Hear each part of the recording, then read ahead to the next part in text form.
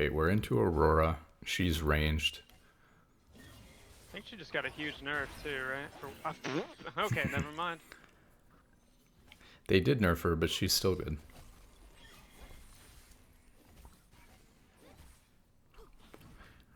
So this is like a situation, right, where we're not going to get level 2 first. We just have to lose gracefully. And we've lost a little bit too much HP getting hit by these abilities. Gotcha. But jungle is coming. Uh-oh. Well, he missed, but she flashed for no reason anyways. I don't think you can do anything here.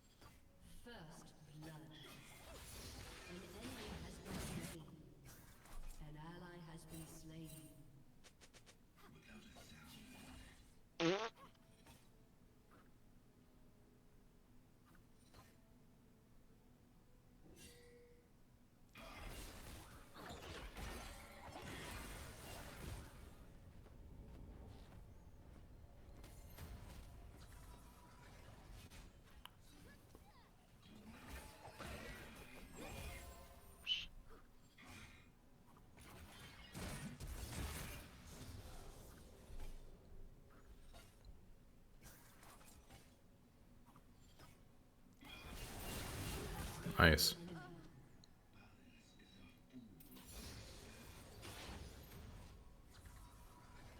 So there, I mean, there's a lot of little things. We'll probably go over it in the VOD, but like, yeah, we just took too much damage, and we're not. If it's okay, it's like one thing if we're trading health to get CS, right?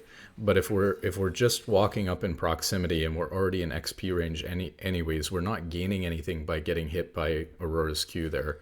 We're just Right. like walking a little bit too far into range. It's just like a little bit poor spacing. Okay. And it'd be like one thing if we're intentionally choosing, we should either intentionally be choosing to get hit with her Q so that we can try to get a little bit of extra CS, or not be able to. And so when we say like losing gracefully, that's like the biggest piece of it in like a matchup like this is like, wow, that's pretty tough range actually. Yeah, she's And she's a actually. new champion, so like knowing the range is difficult. Like I didn't know that that would have hit you from where you Yeah, were standing. So yeah, she's probably one of my toughest matchups, if not the most yeah, toughest, just for me personally.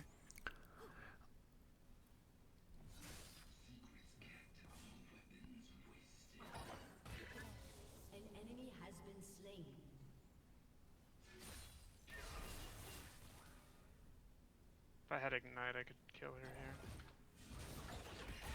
That's just ridiculous. yeah, you gotta be careful too because she has ult.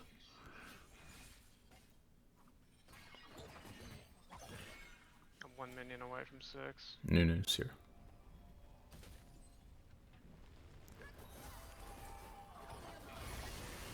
Nice.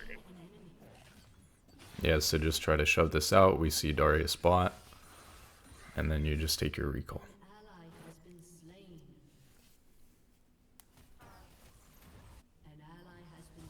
Jeez.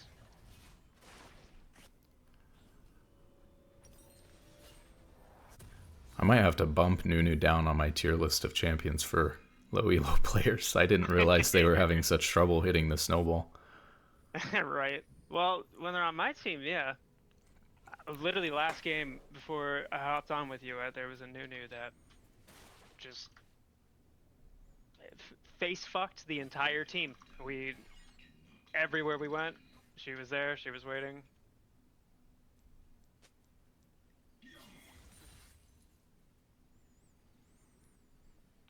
So we have Ignite in 15. I don't know if her flash is back up. It's really close. It's probably coming back up. But we're in a much better spot now. Yeah, I got some pressure.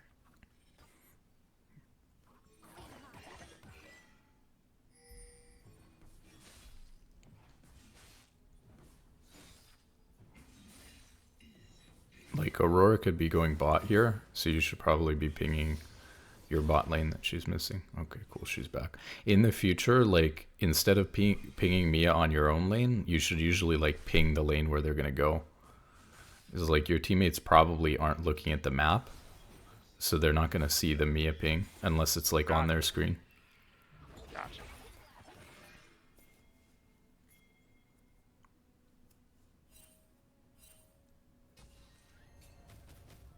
Careful, this is too deep. Yeah. So like if he runs into turret there, you know, don't like overcommit on that.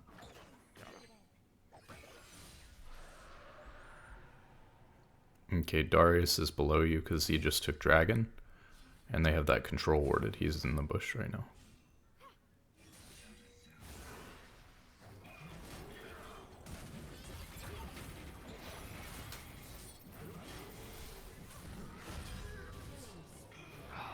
So it's okay that we trade 1-for-1 there, but like we see him walking into us the whole time. So if we have good map awareness there, there's just no reason to die there. Yeah.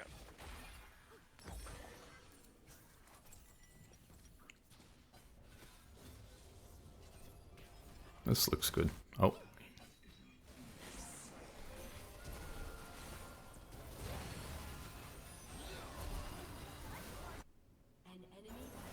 Nice. Okay.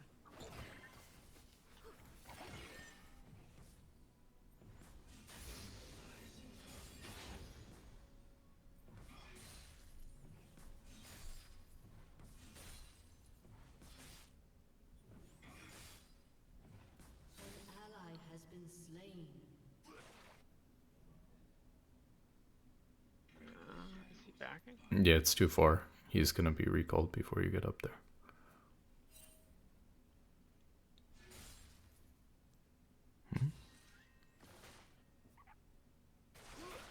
I think I should shove that, but given the audacity on this man, never mind.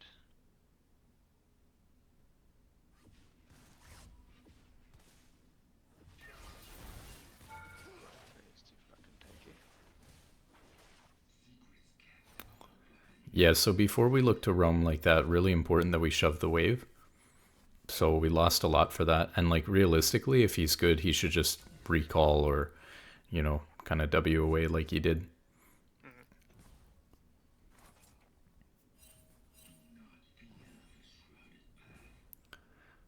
But like obviously we're learning, so we're not going to know automatically when every roam is going to work. So the important thing is what we can control, even if we don't know whether the roam's going to work. It's fine to look for it if we think that it could. It's just if our wave is shoved, then we're in a really good spot, even if it doesn't work out. Gotcha.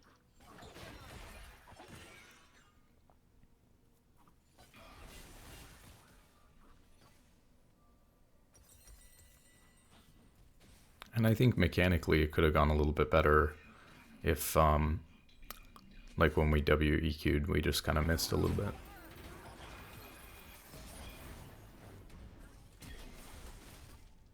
Did she just flash again? Okay, that was unnecessary.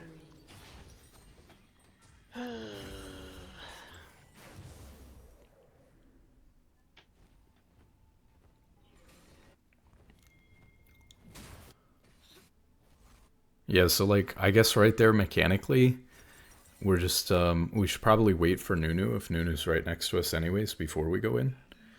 And then we like tried to W out into the bottom mid bush, but we didn't know where Darius was, so he ended up being there, which is kind of unfortunate. But like, so then you just, you know, R'd back to your ult. Right. And so we just ended up wasting W. We like just used W to face check the bush and then couldn't do anything with it. Right. So if we had like W'd towards Nunu or just ulted back in the first place, then we would have had W to do stuff there.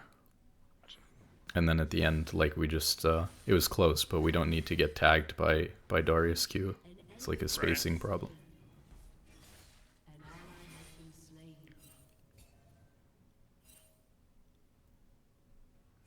Yeah, so in case Aurora's going bot, yeah, you're doing the right thing. Just shove this out.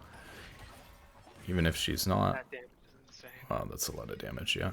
0-3, You can like, by the way. oh, I was gonna say it's a little bit late now. You could recall right there because you had shoved the wave. You lost half your HP, so it's like fine to recall there. Right. Now it's kind of tough because once the wave is reset in the middle, now you're just down half HP. Gotcha.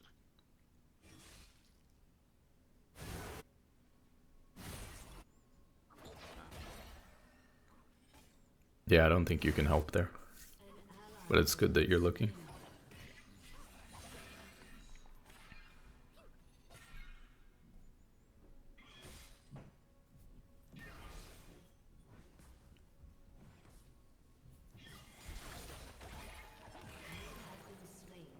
Well, Okay.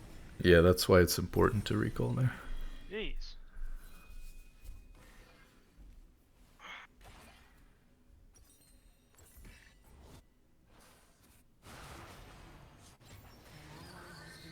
Tragic.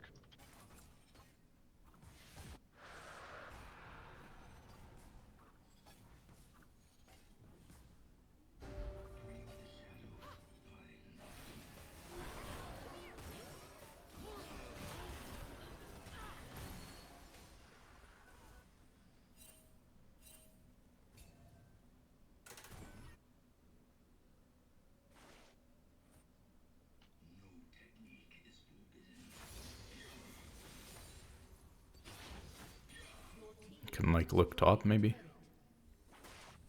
He's full HP. We can't do anything. Aurora's probably just mid though.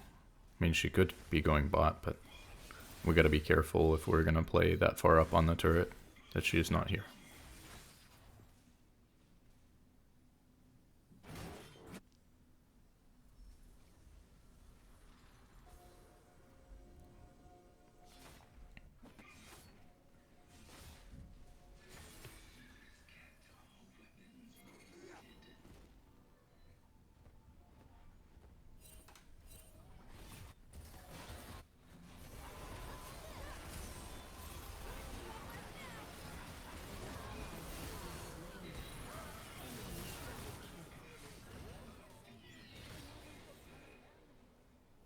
Okay. Okay, Aurora's probably... Oh, she did Rift. You're fine.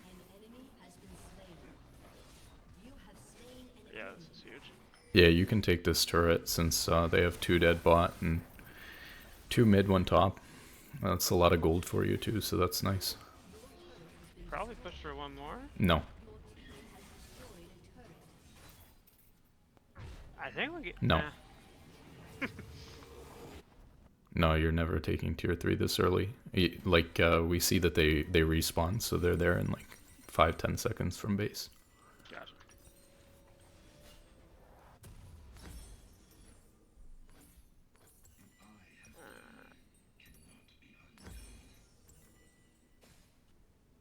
Okay, so your 80 carries mid. Yep, so we don't path there. He's probably dead before you get there, so probably you just head bot. What are the objectives? Let's see. Oh, we got like dead time here. I'll take these crops real quick. Hmm. It's low elo. It's fine. Maybe you you won't even could notice. have path top here.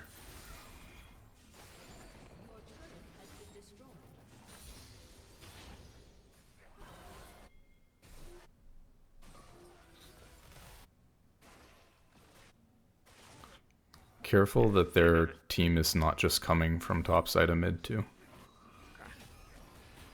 But yeah, it looks fine.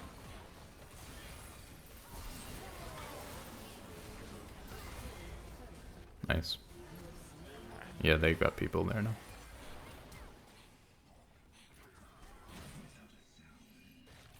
Yeah, nice. Look top.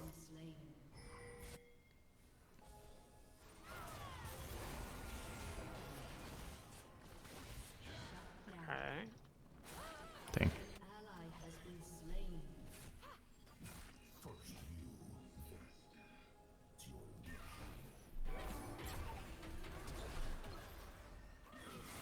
I should have pathed over here. Yeah, yeah, that's not ideal. Okay.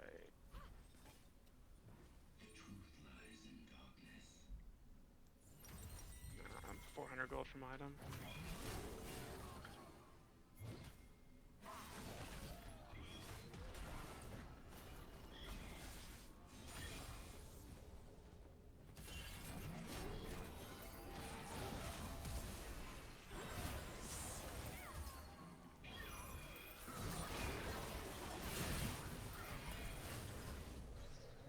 Couldn't really do anything there.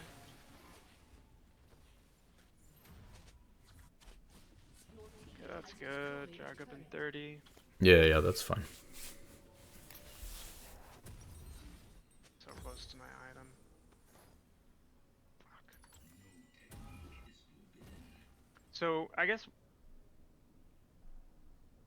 when you have Dragon or Baron spawning in, I think the range is probably like 20 to 50 seconds. Like there's that little like dead time there. Mm-hmm. How do you elect as to like, how do you prepare for that? Like Yeah, yeah. So I mean, mechanic kind of thing, I think like put wards around it and push the waves around it and try to like position yourself with the team. mm-hmm. Yeah, yeah. So it's a little bit different because, like, you know, I want to. Oh, yeah. I mean, just fight. You just got to get in there and fight with your team. Try to get the. Okay.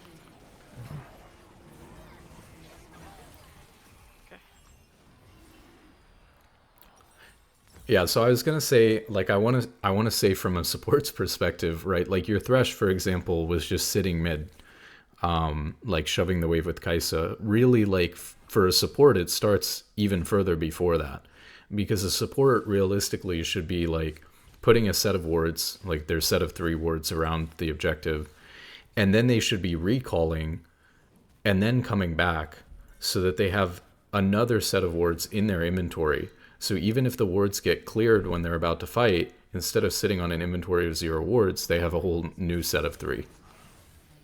If they're low, you may be able to stop them. You need to be like panning your camera when you had vision of them to see what's going on. Maybe we can fight it. Let's see. Yeah, we may be able to. That's gonna be big.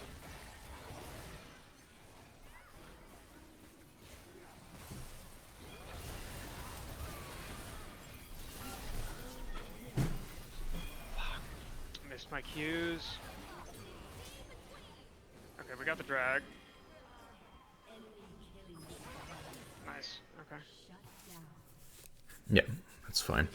So, like from your perspective as a mid laner, and especially as an assassin like Zed, is yes, we're thinking about shoving out the wave that we're responsible for, but we're also starting to think about, especially at this rank, like can we give our team like a huge lead on taking the dragon by like getting a pick.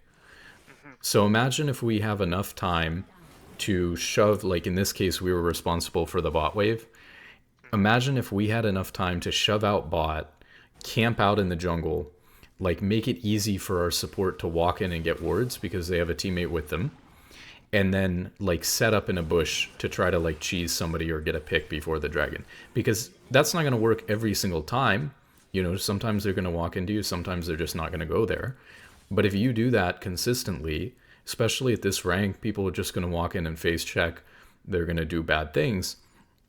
You're going to find a pick a lot. And if you find a pick before, I mean, imagine if instead of being the one who's like potentially throwing objectives, imagine you're reversing it and like 20 or 30% of the time you're killing somebody on the other team before every objective or something.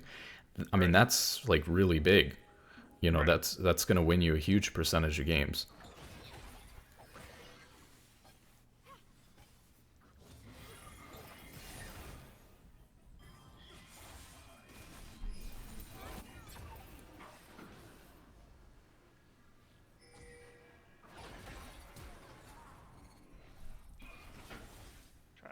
Yeah, so I'd say it's 3 parts. One part push the wave, one part help your support comfortably ward and get vision. Like you've got a thresh, but especially if it's in a a squishier enchanter.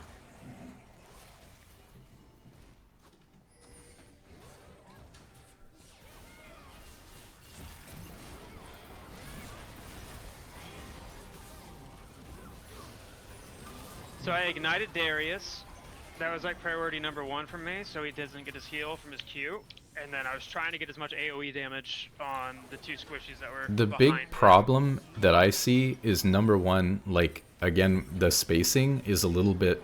You should not be getting pulled by the Darius there. Like you didn't start in range, but when you go to WEQ, you're like in that case, you didn't take the W, but you're moving forward as you're throwing the ability. You can still be running backwards while you're throwing the ability the other direction, but like your mouse control's a little bit off, so you're Yeah, I had to plug my mouse in, by the way, because the yeah, battery yeah. was getting low.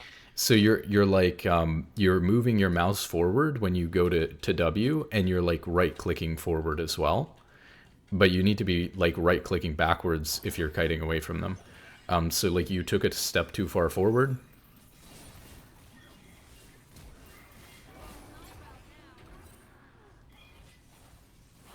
Okay, nice.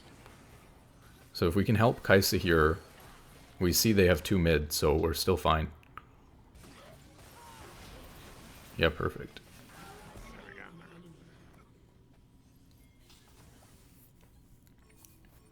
Yeah, it's good that you're pinging the Baron here. I don't think your team will I don't have necessarily any do AoE. it. You should be looking at the fight. Yeah, my ult's up.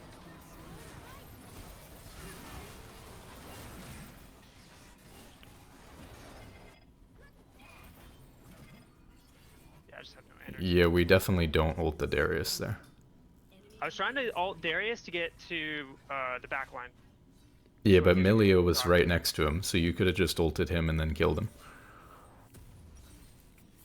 No, that's what I mean. That's what I was trying to do. Like alt to get onto Darius, so I still have my W, and then I can just dash onto. You can just ult the Milio and then use your Back W line. too.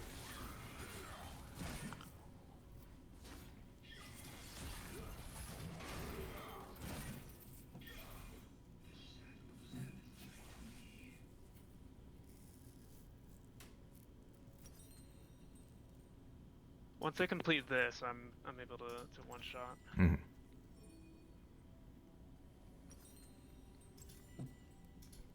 Like you don't want to be wasting spells on Darius or Tom Kench. They're too tanky.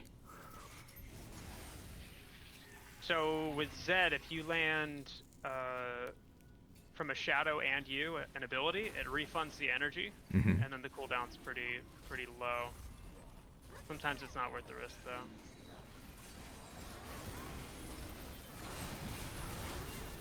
Okay, Darius is dead. And I need to get out of here.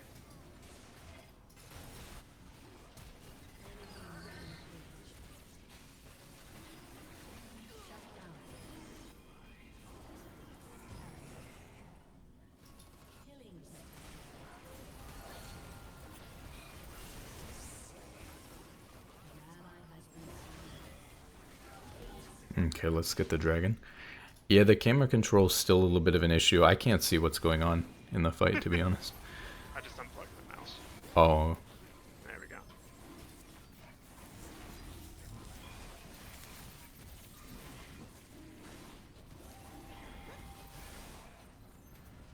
Okay, so now I still don't have enough.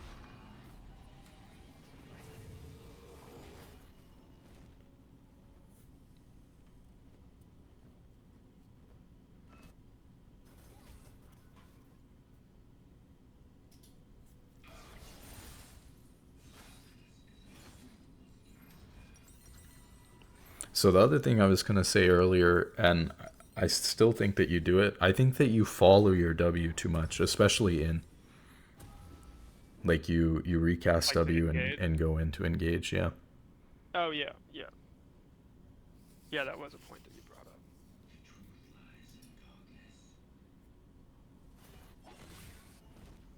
I need this blue.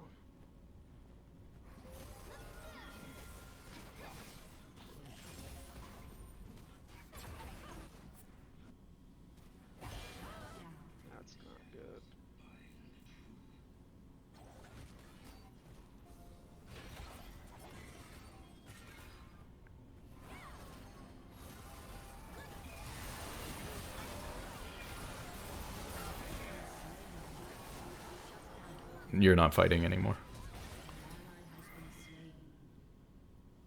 So you really didn't, like, you didn't engage it or anything, Nunu did, but you don't want to fight that at all because you just had a teammate get picked, right? Kaisa just got picked in mid, and then Nunu engaged 4v3 because I guess they were 1v1 top, but you're like outnumbered. And so then, like, as soon as you kill the Aphelios, you should know that it's like a bad fight, and that while you can kill the Aphelios and get out to make it a 1-for-1, you don't want to continue fighting there. You're like lingering there to see what happens or like who shows up because you're not sure whether you win the fight still or not, but you just don't. And then, like, of course, the better you get at like recognizing what's going to happen in these fights, the more it's going to be like you could even like ping the Nunu off of going in there because Kaisa's dead. The other thing too with the blue is like why did you run at the blue buff instead of like running up mid when Kaisa got picked? Because I didn't see that as like a fight worth taking. Okay. And I wanted to help Nunu expedite the blue. And then I saw things starting to brew.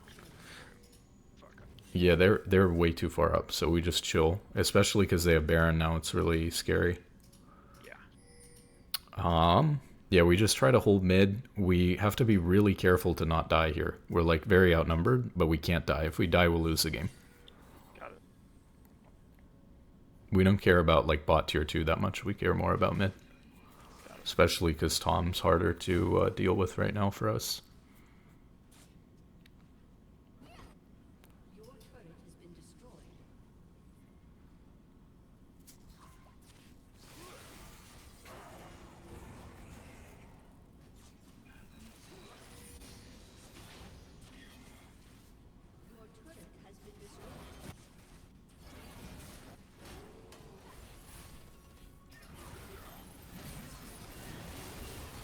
Nice.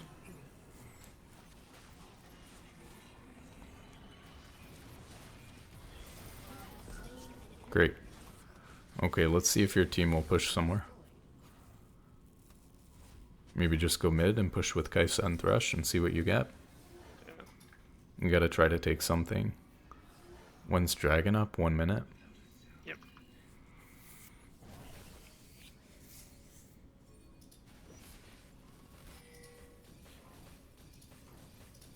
So just be careful because you're 3v3 since Nunu and Teemo aren't with you. You guys should still be fine, like you're strong 3v3, but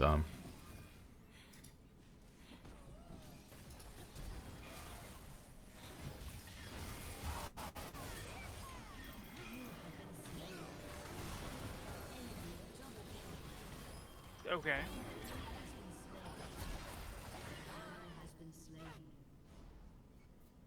I gotta watch that in a replay. I don't know what even killed me. I know who killed me, but I don't know what just killed me there.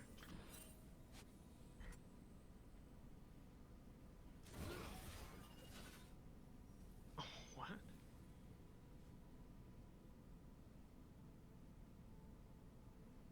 Yeah. Yeah, Drax coming out, that was terrible. That was really bad. Is it worth contesting? No, it's gone. So I should probably go top. what dragon is it? I mean, it's gone, yeah. Oh yeah, it's Soul. Or no. Okay, they already took it. It was third. Yeah.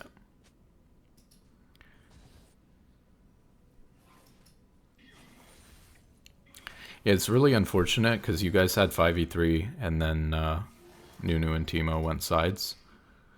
Right.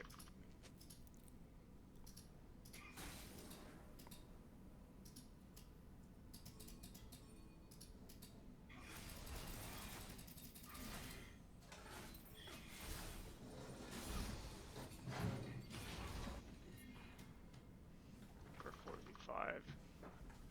Yeah, you can like ping that Nunu's respawning, or like ping them off of the fight. Maybe Darius is by himself and you just get him fast enough. Nice. Yeah. You still gotta be careful though, you're flanked 4v4.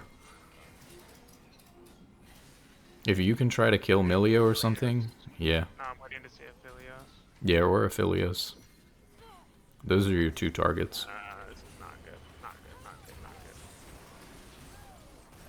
Okay, Nunu gets snowball.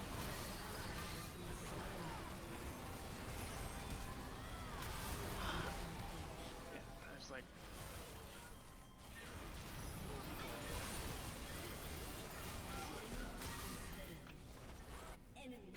How is he not dead? You gotta go clear the bot wave as fast as possible. Yep. Uh-oh. You can still... You just still have to try to clear it out from under him, otherwise you lose. Aurora's coming too, though.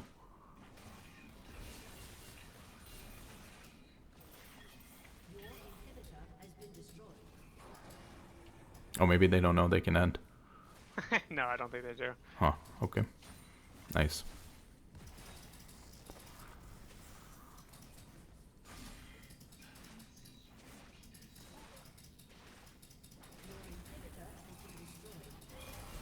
Nice, try to pick this guy.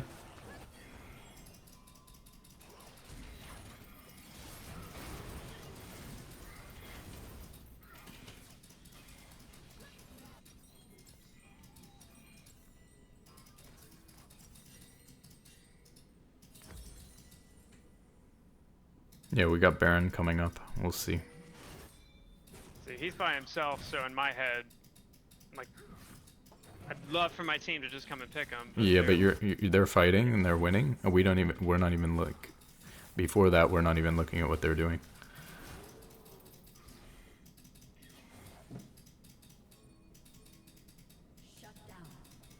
You're fine. Be patient. You got ult in 8.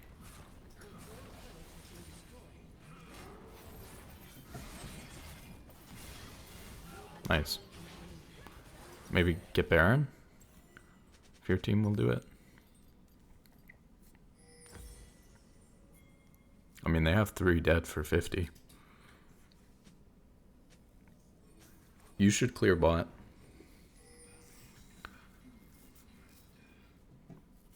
Pretty far away from Baron, and your team should have enough DPS.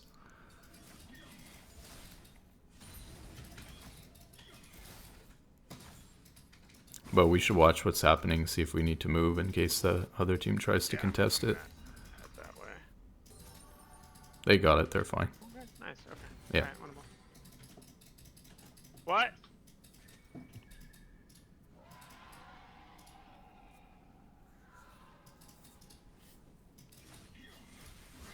Ping them back mid. Those two are 2v5 right now.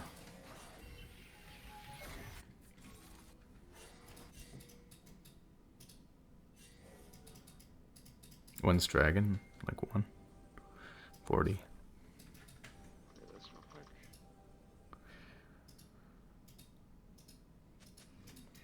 Your 3 teammates are all up too far. But you're doing the right thing. You have to clear this wave. You just gotta clear it as fast as possible and get to them. I wouldn't worry about this. They're starting to fight. Oh, it's huge. Okay. Yeah, this looks fine. Yeah, see the Aphelios coming?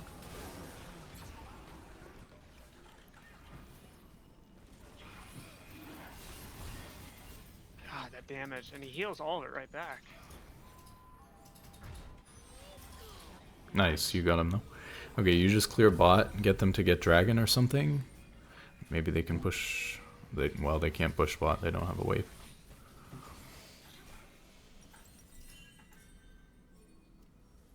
Yep, just clear bot and mid. So we're kind of in dead time, right? Where there's no Baron or Dragon for like 3 minutes or something. Yeah. I'm so close to my edge at night, too. But I'm sure that we'll just fight. I mean, there's still 3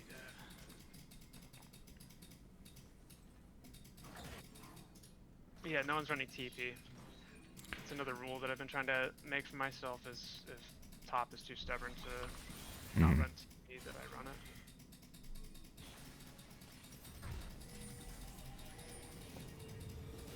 Yeah, it doesn't really matter. I mean, there's like ideally you would group, you know, maybe like bot or something here, but it doesn't really matter where you group, you know, just like be with your team.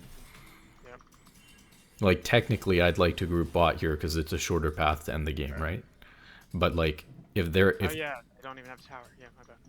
But if they're there, you know, if they're mid, you go mid. If your team's bot, you go bot. Kai'Sa's backing, we back. I mean, we don't have to recall on the spot, but like we're not gonna, you know, we're not gonna push their inhibitor down by ourselves. Right. That's just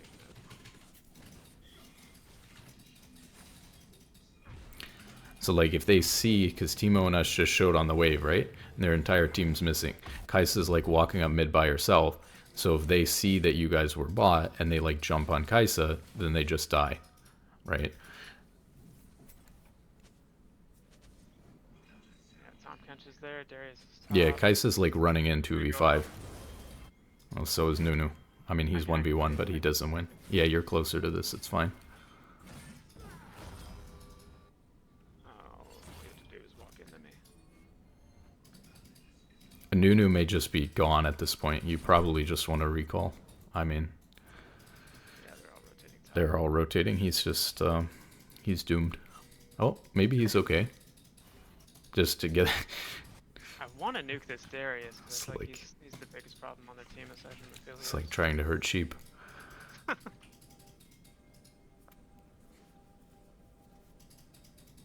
Okay, so like Kai'Sa's going bot. I want to see if I can get a pick.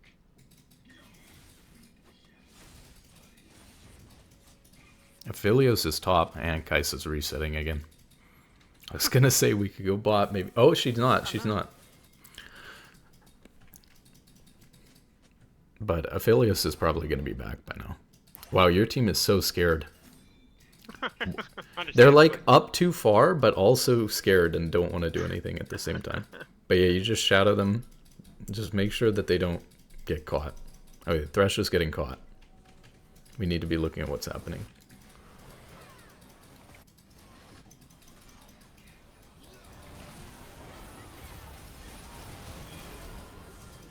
I think it's fine. Good damage. No, no. Yeah. Let's see, did they have time? They end, actually. Yeah, I don't think they have time. We'll see.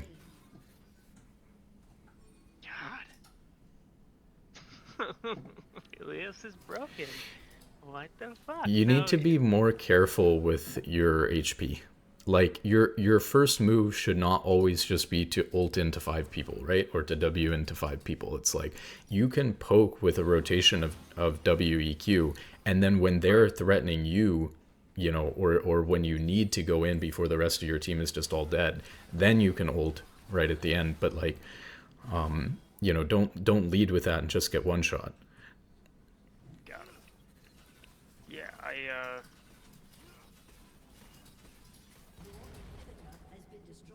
So there, I thought I had just enough time to get in, get damage on Aphelios, and then just shadow back out. But Your ult is too slow. Your ult is, you know, telegraphed. It takes a second to land on the ground. It's actually slower if you're trying to do damage. You'll do more damage with ult, but it's slower than just WEQ, you know. And when I say that, I don't, you know, again, I don't mean like jump in with it. I just mean use it from range to poke. You're trying to get multiple rotations of spells off in these fights, not if you insta die or like go for a pick, you know, it has to be clean. If you just die and you haven't gotten any other rotations off, it's really bad. Right.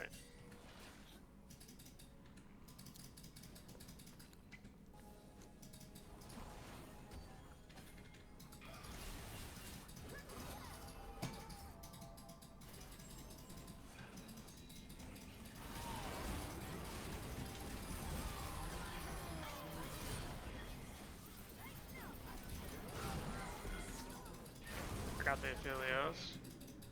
Yeah, it's looking fine. Try to stall for your ult. See if you can help Kai'Sa here.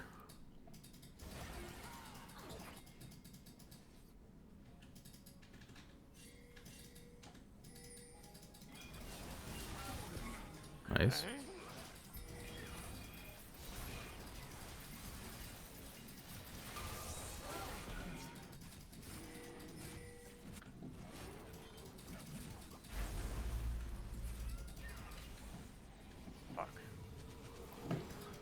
Just see if you can do Baron. Yeah, you already pinged it. Good.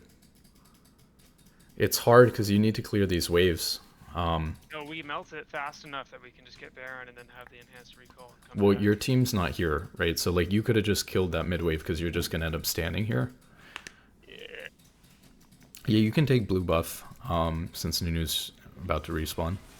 That's fine. You still have 20 seconds on 2 people. So, Yeah, I might sell my boots for GA. are you guys not looking to Baron? Okay. Well, It's probably late now, but like they finished the wave. where is Nunu's mid. They're like fighting. Probably should.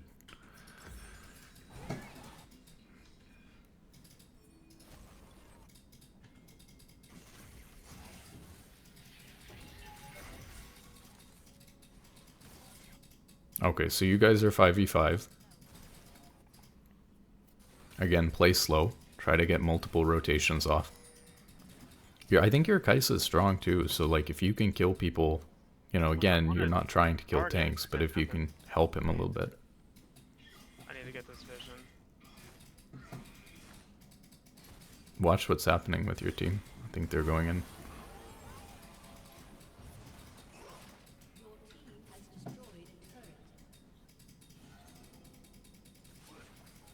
Yeah, Kai'Sa's in trouble, maybe.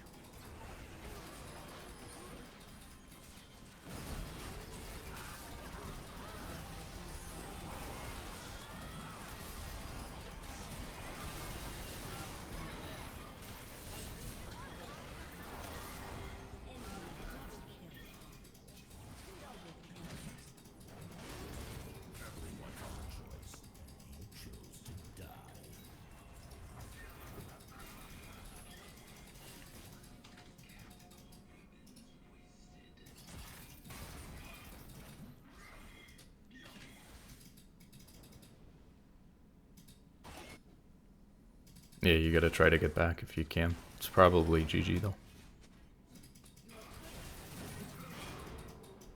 Oh, what a game. Okay, give me 2 minutes real quick. Okay.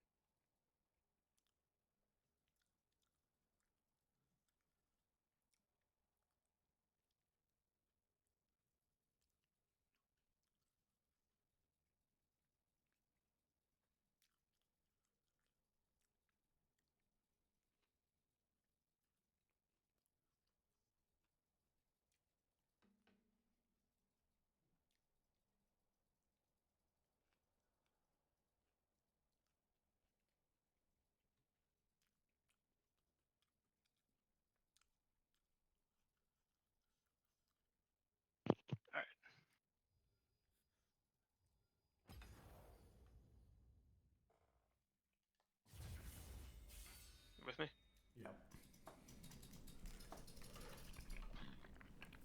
Okay, so like, what do you think went wrong that game? Um, I didn't have as much lane dominance as I normally do, That's and true, but that was a lot of the matchup. right, yeah. So But that is true. matchup, and then I wasn't roaming, and I've noticed that a lot of my uh, the games that I win uh, come with a roam either from like a jungle skirmish that goes on, or me just going bot lane and cleaning something up, and then I can take that back into mid lane and stomp mid lane, and then that gets you to the point where bot lane's ahead, I'm ahead, game's over. Um, so I got stomped in lane, didn't really roam, and the way that I engaged fights was not. I'm dead before I can do my job. Yeah, I agree with the third one the most. I actually think that a lot of the reason why you weren't able to roam as much as you might normally do or have like as much effectiveness in lane Mm-hmm. is because of the fact that you were getting pushed in because of the matchup was causing you to be able to like not have as many windows to roam. Like if we count the amount of times we were worried that Aurora could be roaming bot compared to the amount of times we were allowed to roam bot, obviously we were worried about her having the opportunity to roam bot more than we would, right? People get Right. confused all the time because they just assume that, hey, if their mid laner comes bot, you should be able to come bot. But that's not how the game works, right? Like Right. sometimes one mid laner can come bot and the other one can't because the other mid laner has priority and was able to shove the wave in. Sometimes just because of the nature of the champions. Right. Same thing happens with support and stuff like that roaming. Right. Everyone just has to be aware of what's going on. And unfortunately, right at this rank, people aren't. But you did a good job of like trying to ping and communicate with your team that was happening. And actually, you did have a successful roam because there was a time when you roamed bot and you killed them under terror. And it was a little bit later, but I think you ended up like getting tier 2 turret off of it even Mm-hmm. like 15 minutes or so, and that was actually quite good. Your lane was really difficult, and it's true that like you were struggling against against Aurora, but like I think that part of that was just like the matchup, and you ended up actually like 2-0 versus her. They were really scary, like close No, you're fights, right. Yeah, I did actually. but Yeah. you were actually doing fine in lane, and I felt like the roaming was okay given the circumstances. Like compared to an average game, sure you're probably roaming less or maybe having less lane dominance than you'd like, but it was still there. What I was more concerned about was like in the later part of the game when I felt like I was seeing one of the reasons why we're not playing around our teammates even now as much as we'd maybe like to is because we're not seeing what's going on with them. Mm-hmm. It's like, Thresh, I see so many times where I'm just staring at the minimap and Thresh is like on top of somebody, or Kaisa starts being on top of somebody, or you have this team fight going on, and your teammates are all over the place, and we're not really seeing the full picture of what's happening in the game. And this may not be something that you're going to be able to do right away. Obviously, it takes time, but it reminded me of the thing that people always say, which is you should be playing the game through your minimap. Like most of the time, and I'm not even kidding when I say this, most of the time when I'm playing League, I'm not watching 90% of the screen. I'm just watching the minimap. It's like even if you're in a role that has to CS, you should be watching the minimap until like 1 second before you have to go last it, and then you go last it, right? And so most of the time, if you think about it, that you're spending in lane, you're just you're dancing around, you're just moving in the background, right? So Right. in between these things that you have to execute, like in between going for a trade or walking up and hitting a minion, you're not hitting most of the time. 90% of the lane, even, maybe a little bit less, but like 70, 80, 90% of the time in the lane, you're not hitting anything, you're not doing anything, you're just walking, you're just moving around. Right. During that Right. time, you should be spending that time watching the minimap and seeing, like, where is my jungler? Where do I think the enemy jungler is? Every Right. single time the enemy jungler shows on the map, you need to see that. because sometimes you won't see the enemy jungler for 2 minutes, and you'll see him for 1 second, and that 1 second out of that last 2 minutes was a huge piece of information. And if you're not looking at the mini map or noticing that change on the map and looking at it when that happens, you miss out on a huge piece of information. Right, right. So I guess the things that were concerning me was we're not seeing enough of what's going on in the game. And I know that that camera control stuff can be really important because, like, even for me personally, although like I was a higher rank at the time, I was hard stuck, and part of what changed that was like unlocking my camera. And Wait, you it's were playing with locked camera yeah, I the was whole playing time? with locked camera to diamond. But the thing is that like I had played the game for so long that my decision making was good, but I just wasn't getting enough information. Now the Right. thing is, you can play off of locked camera, and if you're not panning onto the right stuff, or if you're not seeing the right things, you're still going to be missing information. Maybe you have better information than someone who's playing on locked camera, but a lot of times your camera is very focused on like where you're moving next or what you're doing, and it's not very focused on what are my teammates trying to do, where are they going, who are they fighting, and especially in team fights, it's much easier for you to make decisions about when you can and can't go in if you see key abilities being used, if you determine whether you should be, always going in on their backline, or if there's an opportunity to like help your AD carry. But when we don't even see like what's going on with Kaisa, for example, like half the time, Hmm. it's that's kind of problematic because we're just not getting enough information to make the best decisions that we can. Because I think Right. that a lot of the time, and part of it is the live coaching, which is why I don't like doing that, because I'm like influencing your decision making and not necessarily getting to see how you would make decisions normally if I wasn't like telling you some things that Sure. are happening. But still, you're making a lot of good decisions actually when with the information that you have, but you don't have enough information. So that's like one big piece. And then the other Right. thing was like mechanically on Zed, like we're talking about, it's just so many fights where we're we're ulting in as like the first, like we haven't taken any damage from the enemy team. We could essentially be free hitting them by dealing damage through our W, and instead of trying to get rounds of combos off and then going in when their team forces us to go in or when our team forces us to go in, instead we're hard forcing ourselves by just starting out almost every fight by just ulting in. And you don't want to do that because like we talked about before, you want to be ulting to dodge an ability, to avoid CC preferably or something like that. We want to be ulting in when we know that we're actually going to kill somebody. And even like that Aphelios, that game, he has a lot of HP to work with actually. I Yeah, that was an absurd don't amount remember of. if he had Bloodthirster or what was going Yeah, on, he, but yeah, he had yeah. BT. Yeah. So he has so much effective HP because of the Bloodthirster shield that we actually can't just ult him and kill him. Especially if he knows that we're coming in and he's able to hit us back, or if we're going into not just him but multiple people on his team.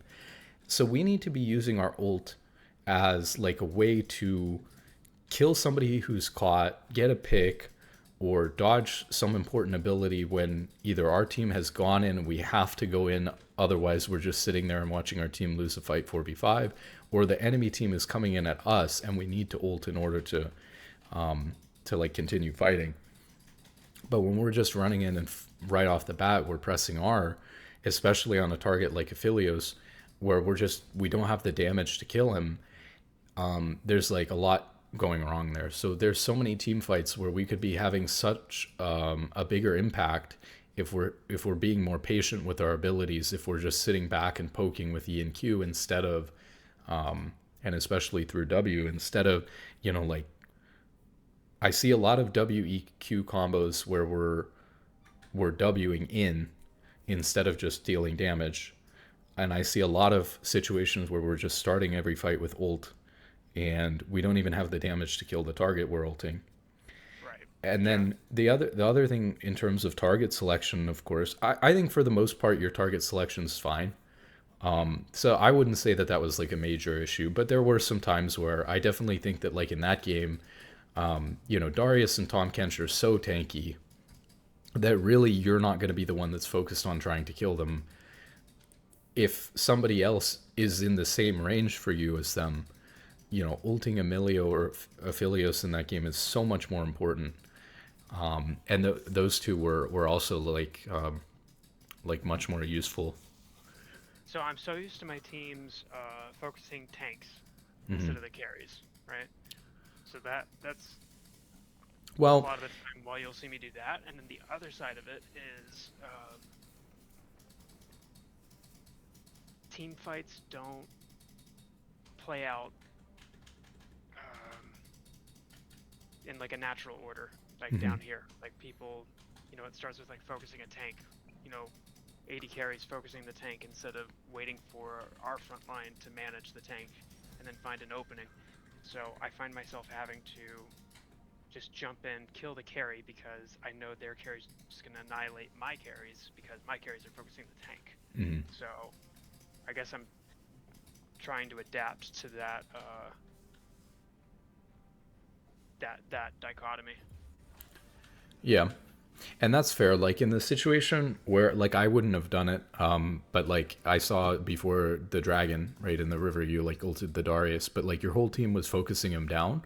So by ulting him there, you like effectively helped your team finish him off and kill him. And he was their jungler too. That's Yeah, yeah, also yeah. a And off that of yeah, that's that relevant too. well. So that, like that, in that situation, I think it worked out totally fine. That being said, too, you also have to think though that like, do you think that your team would have killed Darius there had you just WEQ'd him instead of ulting him?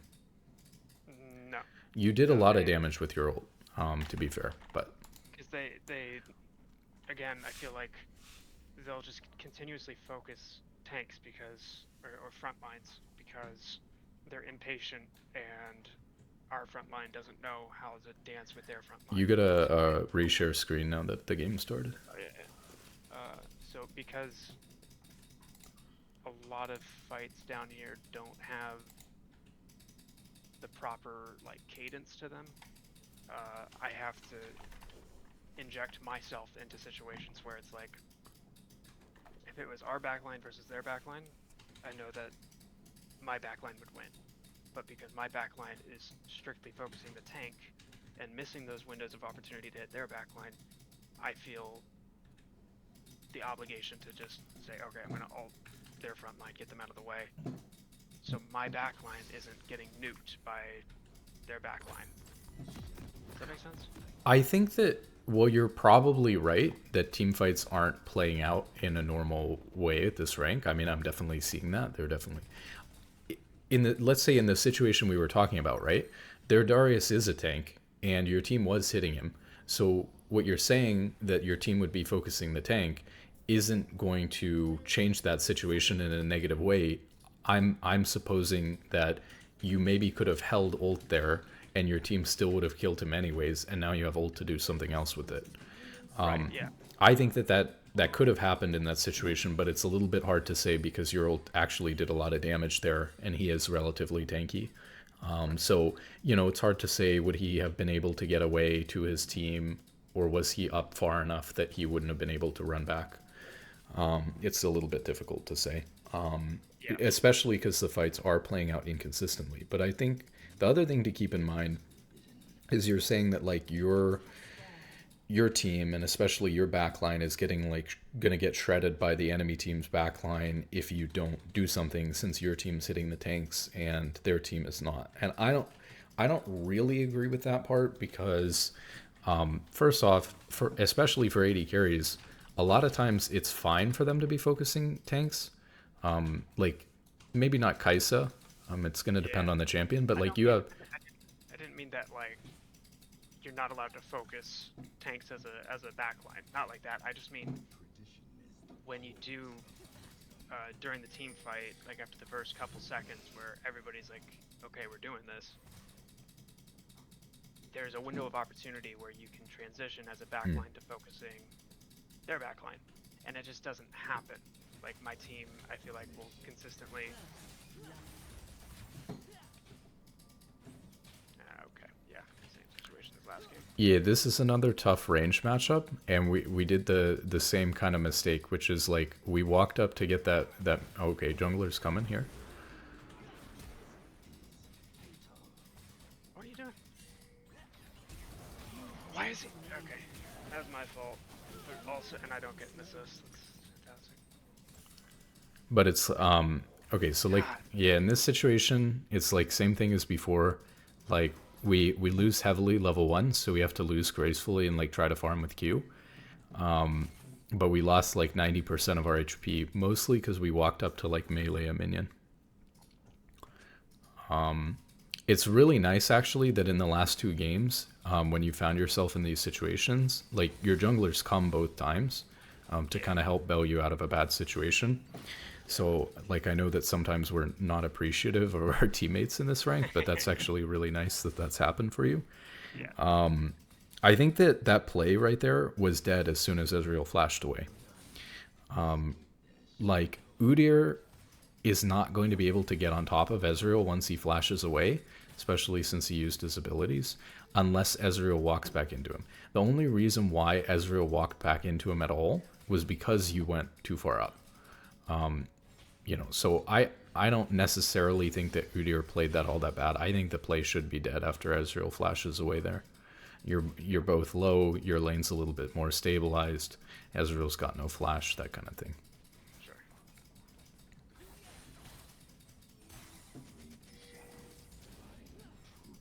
An ally has been slain.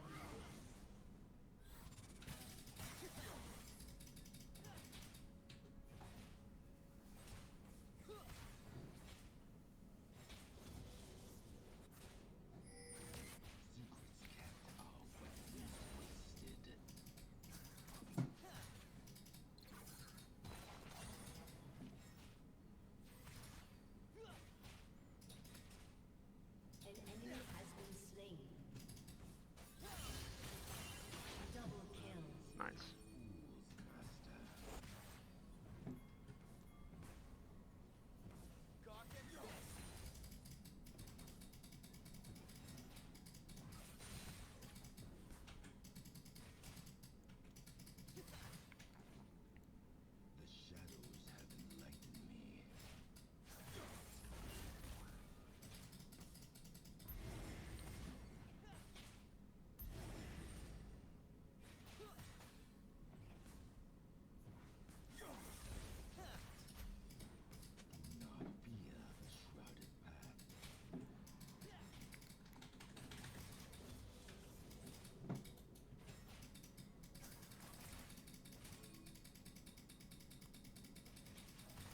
I'm gonna see if I can bait the E out of him.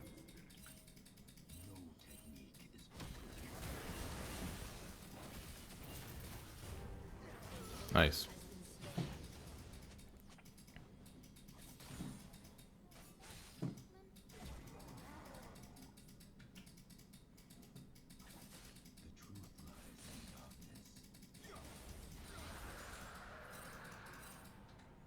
Yeah, you just got a recall now.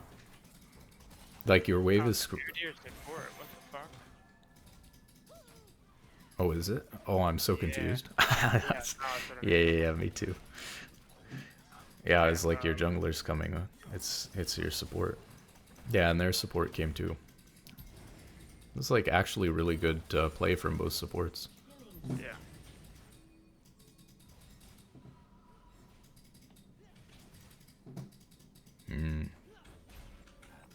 Yeah, I think you have to stay.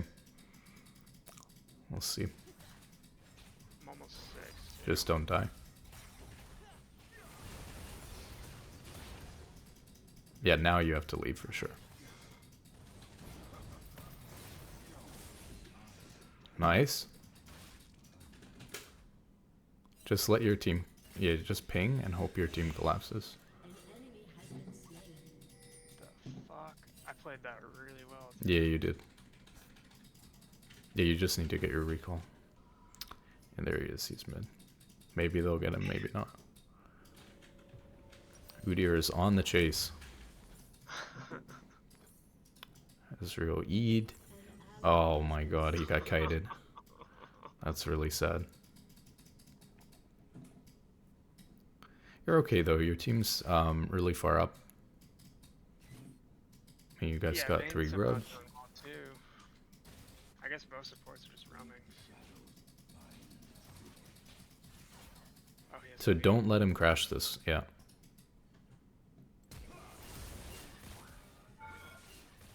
So, Dang. Yeah, I think we went past him a little bit, so our Q didn't hit all the way. yeah. An ally has been slain. So just shove this. Yeah, just shove since Ezreal's back. He doesn't have TP, right? Or does he? Check in a second. No, he does not. Okay. This, okay.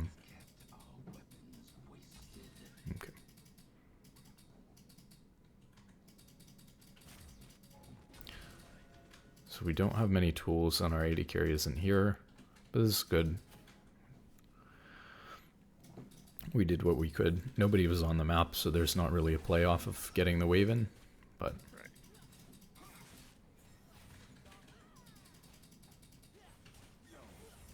the other thing I'd say too, I should have mentioned it last game, is like refillable potion. You can buy that here and That's yeah. in these poke matchups like this.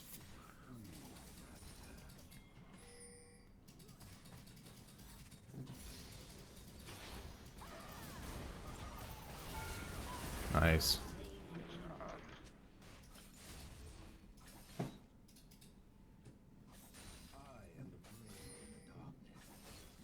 Those must feel nice. I can already tell from last session that your teammates feel better to play with. Yeah, oh yeah, 100%. Yeah.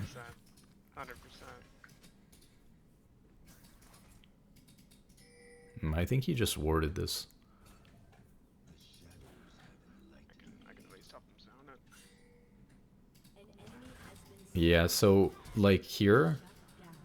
we killed Ezreal, but we didn't shove our wave all the way in, and we didn't get our recall off. So now we're sitting on 1100 gold. Yeah. So that's like, yeah. I mean, you get it, but that's like what I'm talking about when you can be up in gold, but if you miss a recall like that, and now we're stuck in lane and we're like 70% HP and he's full, he's bot, we haven't, he might be ahead of you in gold right now.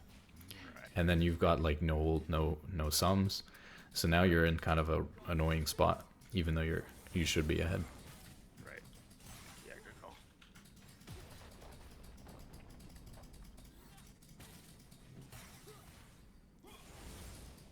Yeah, so maybe you just recall here. It's a cannon wave. I mean, he's going to be able to shove it, but it's not going to be as fast. You don't have TP or anything, so it's not like it's just going to keep getting worse, right? It's not like you're going to get a situation where I've got ult 10. it's not like you're going to get a better timing. An ally has been slain.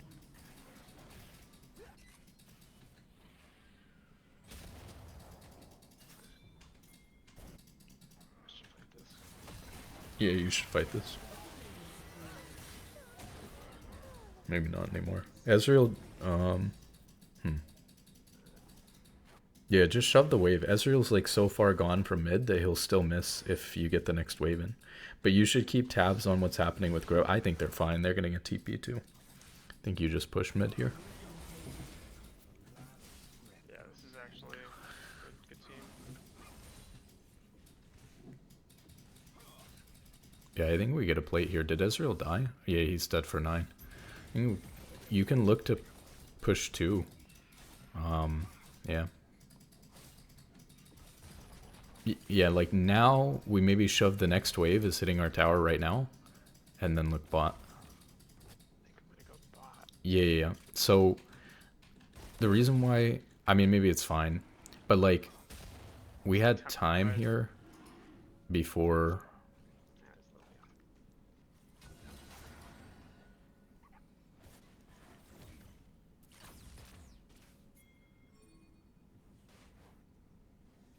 And Ezreal shoved your mid wave into the turret, so you either need to be back mid or... You could like throw WEQ over the wall here and help Vi finish that before Lilia gets there. But I think he's got it. Lilia didn't go in.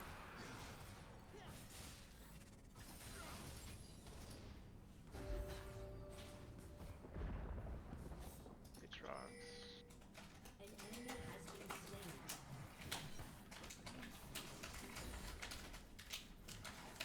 An enemy has been slain. Shut down.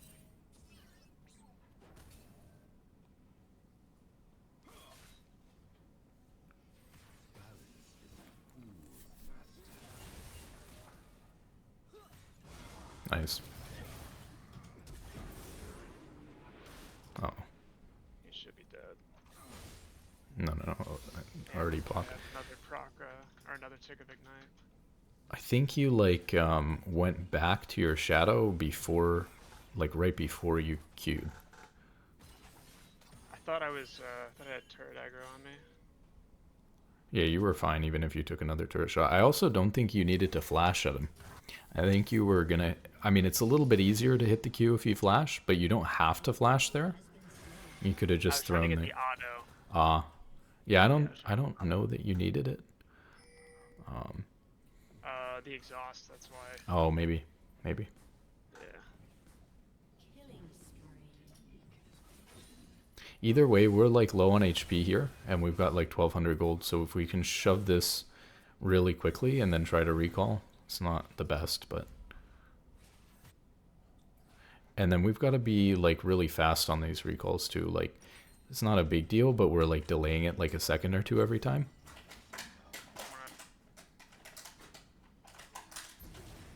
I'm like 200 gold off my Okay.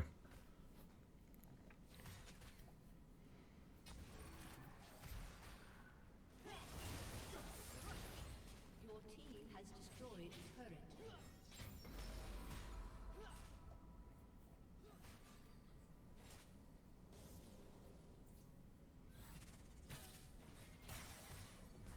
An enemy has been slain.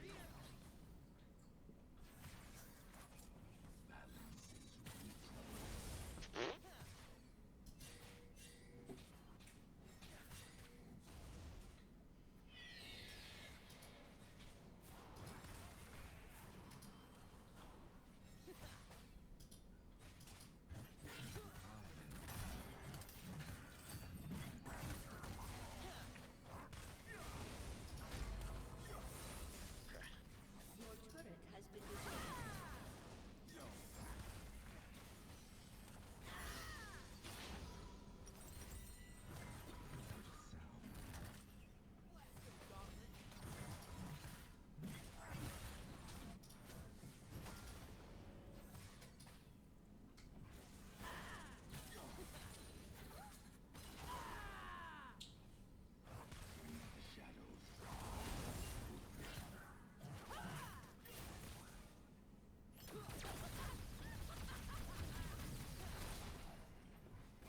I don't know, do we give this?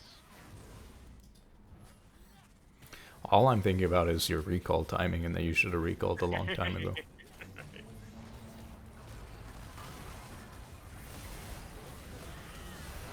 I couldn't even ult. That was disgusting. That was really stupid. Kill. Okay. You have been slain. An ally has been slain. Like, think about like this fight, right? What's Like that fight? our I have team my is, items our team back. is up like oh, it just went up a little bit.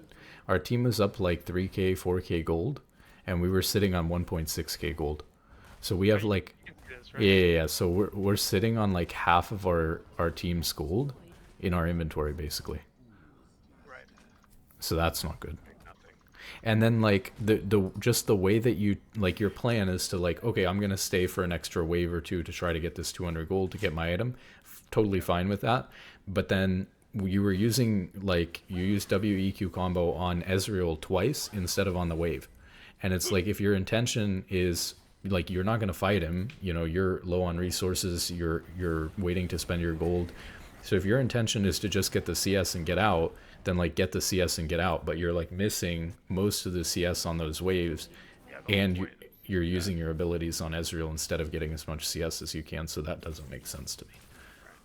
Yeah, this looks good.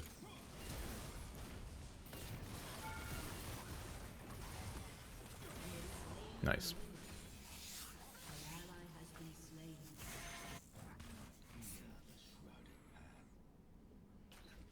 Take one hit at it. You should maybe keep pushing here because they're on Dragon right now. Yeah, they have 3 bot, 1 dead. Malphite's the only one, and he's their support or something, right? Well, support in 2024, I guess. I think you and Ornn win that, but that just wasn't played correctly. Yeah, no. Now, today's been an off day for me too. But Yeah, it's fine. I, It's not the biggest deal. It didn't really change a whole lot, right? Like their support gets a kill. He used a lot to get you. You didn't even use flash or anything. yeah. They were getting Well, dragon regardless. Yeah. Yeah. Okay, let me lock in. Yeah.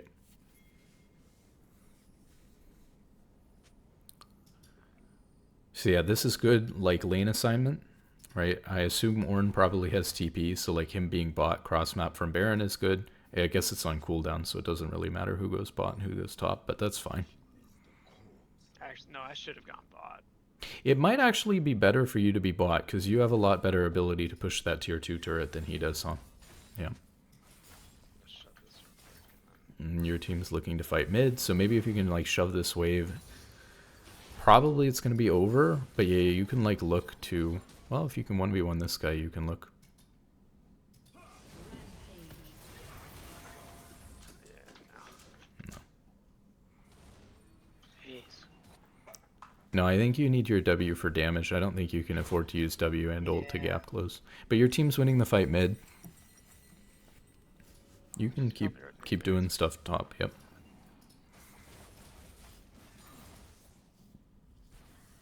An ally has been slain.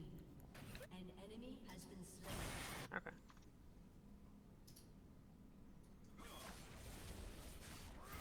An ally has been slain.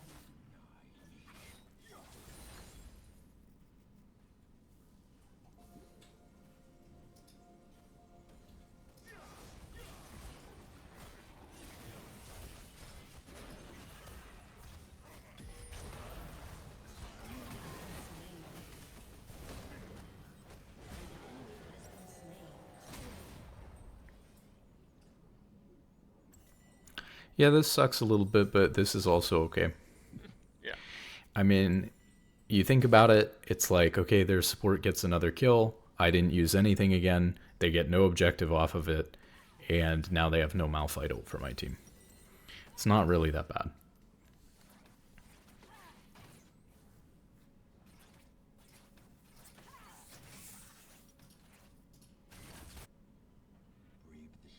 You know, people make fun of me for my minimap size because my minimap size is like 100 out of 100. Did you ever see? I think somebody else does that too. Yeah. There was a Reddit post somebody made like 7 years ago where they set up OBS. Oh, yeah. I think I've seen it. They set up OBS with the screen cap, and then cropped it so it was just the mini map, and then put the OBS preview on his other monitor. Yeah, that's smart. Slain an enemy. I think that's cheating though. So we should be keeping tabs on what's happening. I know we're low, but we They should got be. it. Yeah, okay. Yeah. And then like when they win this fight, let's ping like maybe Baron or something. Baron's a lot better than mid tier 2 right here. Has been slain. They might not come though because they're just in they're closer gonna come. proximity. I'll force Yeah, them to they shoot. might. Oh, well, don't start it yet. You're gonna lose too much HP. Just limit testing. I mean, maybe you're a genius. But last time I did this, I executed to Rift Herald and Masters 300 LP. So That's all I'm saying. I like it though. That's good. You baited your team into doing the right thing, so that's nice. It's a lot better, obviously, than getting a tier 2 mid turret. Right.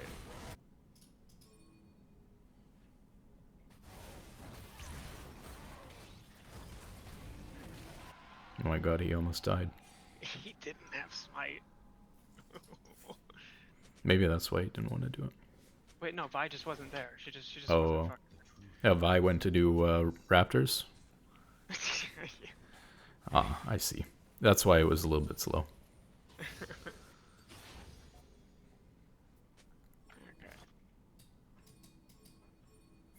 Yeah, this is... I'm just reading the chat. And they like, don't know how to tank Baron.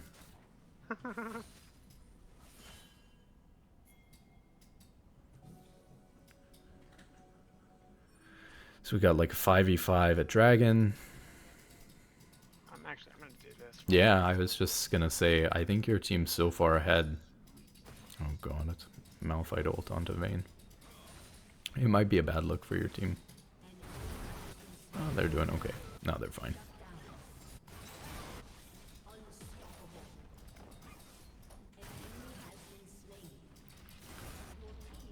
That's the other thing too, is like I notice a lot that Oh, this I Evo think they... will get Baron buff, but then do like nothing for sieging with it, you know? Mm-hmm. Yep. Yeah, the play you went for here was really greedy, but I like it. Yeah, you just get inhib and then you fall back to the dragon. Yeah.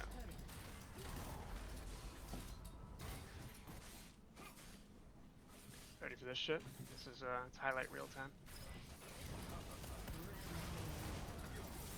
Your team has destroyed an inhibitor. Oh, he's still involved. Yeah. Yeah, you needed... You held your flash a little bit too long there. You needed a flash before you got hit by the Malphite Q. You like let him slow you first. And then of course like you went for the highlight reel play instead of just falling back to the dragon. So that's not great. You miss 100% of the shots you don't take. Wayne Gretzky, Michael Scott. Yeah, and in this case you missed the dragon. No. I No, mean, just it's save it fine. for Your next team game. got it. Give your team something to... Oh, maybe it's 5-head. You gave your team something to do while you're dead. Exactly. Otherwise, they might have just ran up and pushed mid Too distracted by the flashy plays. 4v5. You know, everybody's just camera locked. You on should me. probably just group with the mid now, though. You do win 5v5, and there's no no objective that we're like cross-mapping. Yeah. And bot's already pushed. Like, we're probably not getting Nexus turret. An enemy has been slain. Okay, nice. They got a pick. An enemy We got a second one. Probably get a third one, except they're getting Malphite ulted. slain.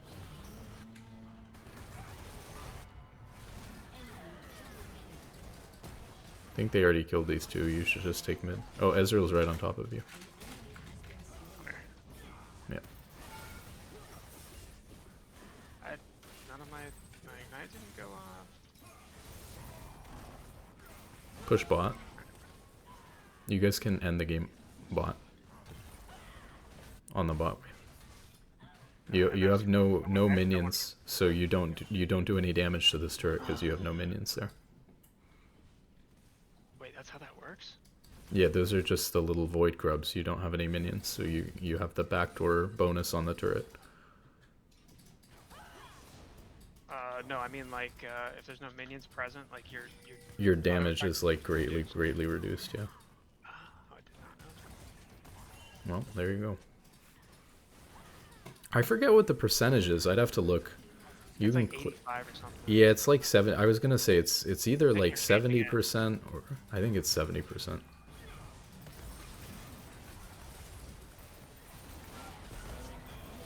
Sick. I think it's fine because Vayne's coming now, but like you guys shouldn't have fought that because Vayne's not back yet. Also, like, oh god. Yeah, that's I like did a really dumb bad shit fight. then, but I don't. That's what we call off tempo. It's like, your team's coming back onto the map.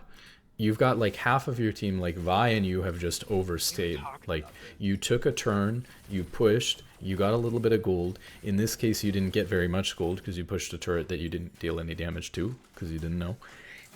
But still, whether it's 600 gold or 1,000 gold, maybe Vi was sitting on a bunch. So you were sitting on a bunch of gold. It's like you're low on resources. That's the situation where you guys need to back and then play together as a team. I couldn't fucking R back. I hate this fucking.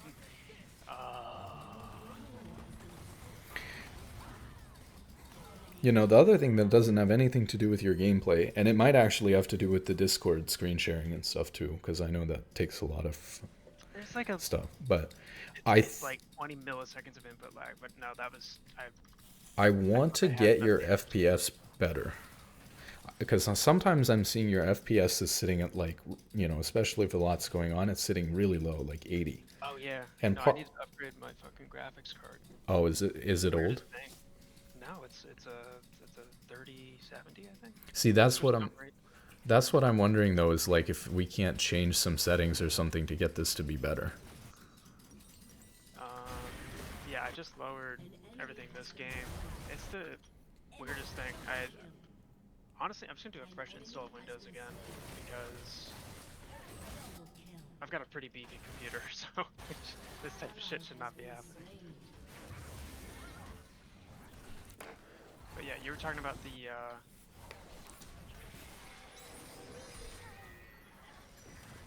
Off tempo.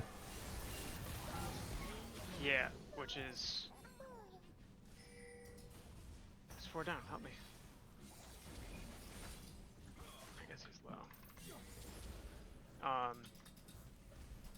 Like exploiting that like desync basically of player counts. Yep. And it's not just of player counts, too. It's also of like gold spent. It's the idea that like League is kind of a turn-based game because you have to go back and spend the gold that you got from making something happen on a previous turn in order to be able to come back stronger than the opponent. Right. So, for example, even in lane, run. Okay, that's good though. I'll let you fight because this is an important team fight you're before Dragon. Nice. Okay, that should be free. Yeah, so like, Feel not awkward. And I think you're right that this is the right way to play, but I feel not guilty, just like sitting back the entire time. While yeah, the team fights. okay, That's so how this is it happened, right? yeah. It's like if you watch a good Katarina player, right? They will always like bait their team and just wait for. But the thing is like in League in general, waiting and patience is really important. Everyone wants to spam their abilities like they're playing Earth. Everybody wants to go in right away and do all their damage at once. Everyone throws every single one of their abilities at the enemy team all at once. Right. That's not really a good way to play because if we think about how can we optimize Zed ult, how can we optimize ZW, it's like we want to be dodging stuff with ZW. We want to be dodging stuff with Zed ult and dealing damage at the same time. Like imagine if we're in front of the enemy team and we're baiting out their abilities so that our team's taking less damage and feeling less pressure because we're dodging like 2 abilities a fight with ult and with W. Or rather than like we saw in that first game, rather than ulting in to start a fight and like dealing a decent amount of damage but then just dying, what if we're sitting in this situation where we're able to get like 3 WEQ combos off and then ult at the end of the fight to try to deal some damage or something like that? Right. That's a much better situation for our damage output than what we had before. So you're breaking my fucking programming here. I say that somewhat comedically, but I'm also sincere in it because I've never. So I got to gold, whatever it was, how many years ago. But even then, it wasn't like solidifying in my brain like what that regime of player base is, where like team fights do go, in a certain fashion, or at 315 there will be a jungler in someone's lane. And with the way that I play as an assassin, it's become the word for that, basically bad habits, right? Because what I've learned is that to actually make the game go in the direction that it should, I have to make it happen. Because the way I should be playing an assassin is not the way I'm doing it at this elo. The same way that like a top laner is picking fucking, I don't know, Blitzcrank because he saw a Good Guy Gary video from 2017 and was like, oh, this looks viable. So it's like, fundamentally, by role, people typically don't play the way they should. And so I've had to learn to make up for them and fill in those gaps. So like the bruiser top lane normally engages or front lines, and then you'll have your jungler going into lanes. As an assassin, I have learned to just jump in, pick the highest value target, and then get out, and then pray that my team can do the rest. And so what you're telling me is let the team dance back and forth in the fight, wait for everybody to blow their abilities, wait for CC, then go in, and then if CC is back up, use my W to dodge it, or use my ult to dodge it, and be the janitor, be cleanup. But sitting back behind always feels really awkward to me. But from what you're telling me, that's how it should be played. Like if I was put into like an Emerald game, like that's what an assassin would do, is wait for the team to engage and make the other team blow all their abilities, right? Yeah, we should watch. I think it'd be helpful to watch like a high level Zed player play a game and see. Are you cool with one more game? Yeah, we can do one more. But I think it would be good, and you could even do this on your own, of course, to just like watch a high level Zed player play a game and just pay attention to how much they're jumping in like that, where they're like just using ult on somebody just very aggressively to start a fight versus like sitting back and kind of almost playing like an AD mage, more like an AD caster champion, where you're carrying fights through these WEQs and doing consistent, not really consistent damage, but like, burst here and then a burst there and then a burst here and a burst there, and getting that off multiple times instead of just ulting in and trying to kill one person. Right. And then on like the tempo thing we were talking about, yeah, it's like, so I was going to say in lane, you had that situation where Ezreal died, and then I think maybe you were looking top lane or something like that, but you just like didn't reset. And so you had like 1100 gold or something like that. Yep. So League is kind of like a turn-based game because you have to go back and spend that gold. So that was like also a tempo problem. It's not just a mid to late game term. It's like you come into lane, you beat Ezreal on that turn. You killed him, and now you have a gold advantage. But like Ezreal's going to come back, and it's his turn to be ahead of you because he's got items and health and mana and stuff on you. And if you don't shove the wave and get a recall off there and spend your gold, he'll be ahead of you. So you have to go recall. Well, while you're off the map, technically, he has time to do things, but you want to occupy his turn with like him having to catch his wave so that he can't go do stuff. Imagine if you didn't shove your wave and your wave was just like neutral, or it was still pushing into you or something, he might be able to go roam bot, or he might be able to, come back into mid and like shove the wave in and take a plate or something like that.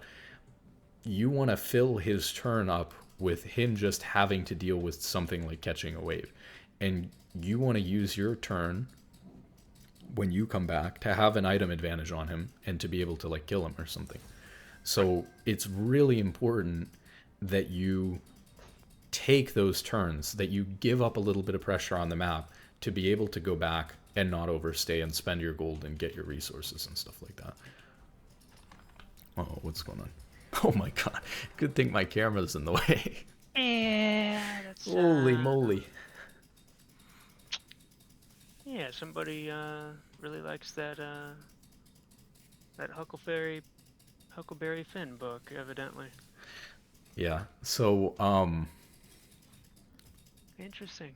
so that's kind of the idea of tempo is like we have a turn on the map to do something because we have more people freshly off of recalls than they do. When your Right. team is back at base because they died or because they're spending gold, that's like when your team doesn't have tempo. And so when your team doesn't have tempo, you've got to back off of the map or do something safer. Right.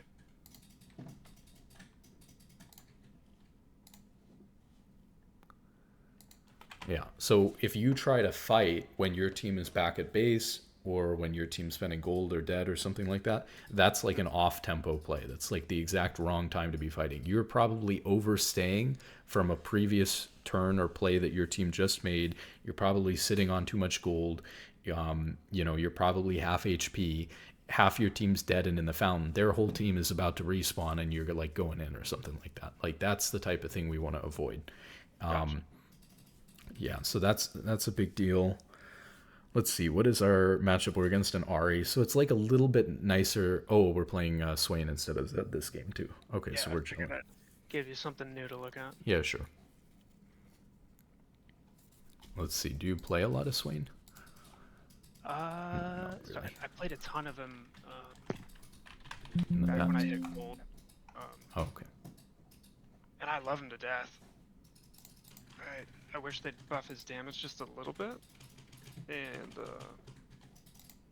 I don't know. His whole kit is pretty contradictory, because like your ult makes you go in, and your Q is up close, but then your E and your W are W's for scouting. I don't know. It's interesting how they've designed him, but he's really fun to play.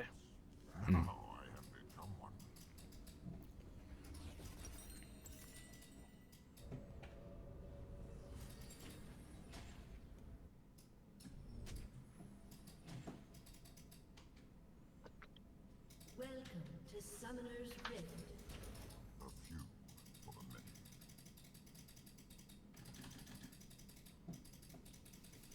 30 seconds until minions spawn.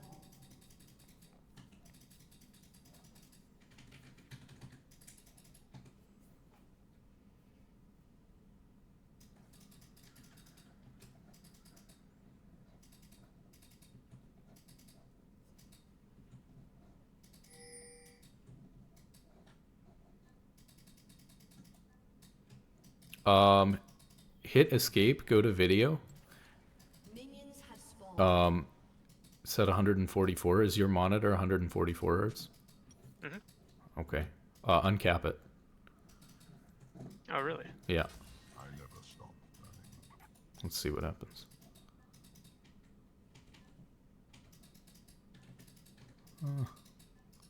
Well, it didn't do much actually. Yeah, no, it's sporadic. It's Yeah, and of course it being sporadic is almost more annoying. right.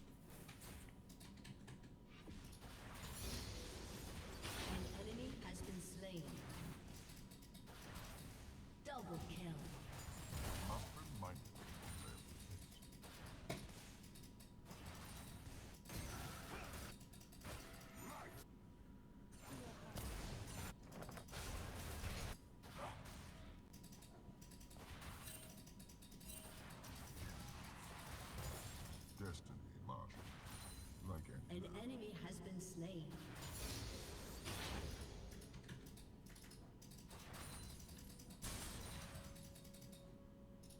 An ally has been slain.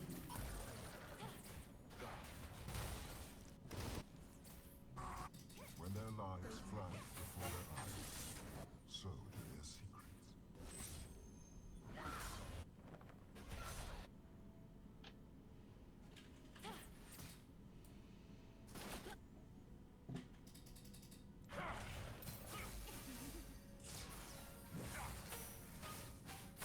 The more they try to kill me, the more they reveal I am on the right path.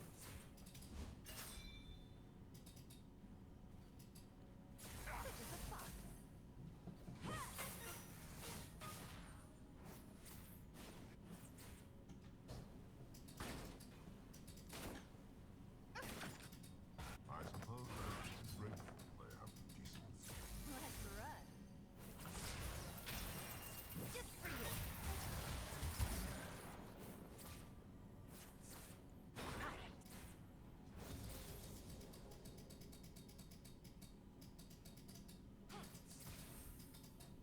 The mud on our boots will hide the blood.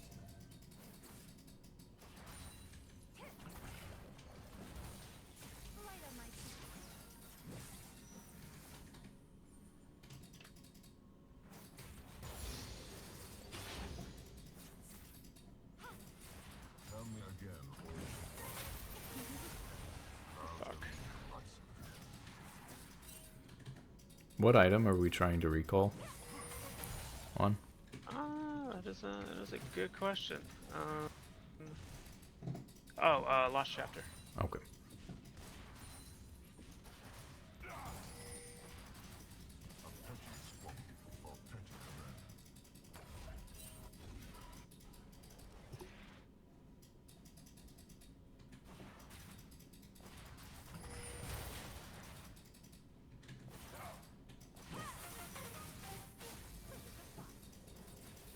To redraw the map, the blood of soldiers must be the ink.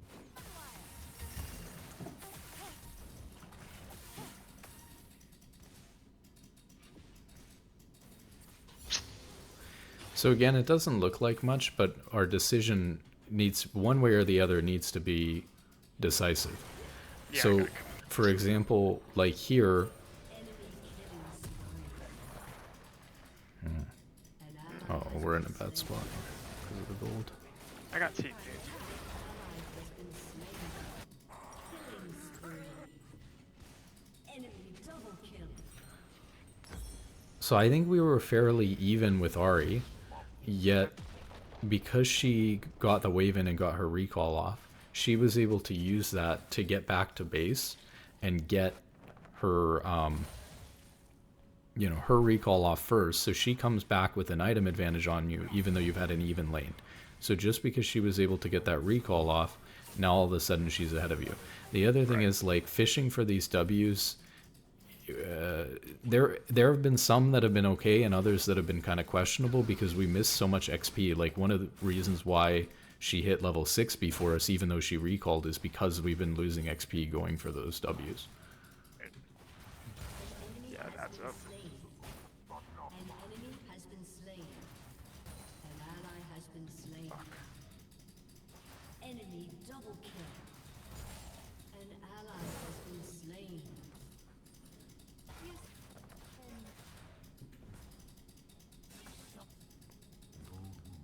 So we just kind of got to chill here.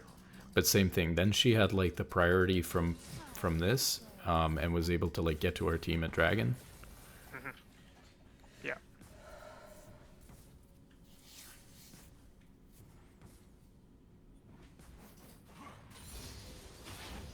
Enemy rampage. Jesus. If they knew what was to come.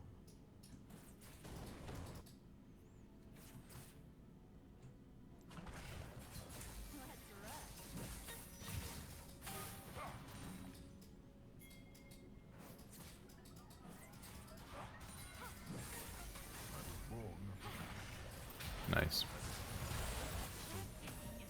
Thing her rolls back up.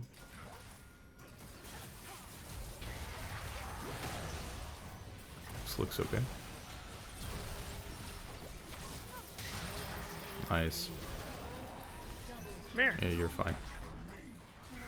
Careful if Caitlyn's walking up, though. Oh, she's not. She's not. You need to shove your wave as quickly as possible and get recalled here.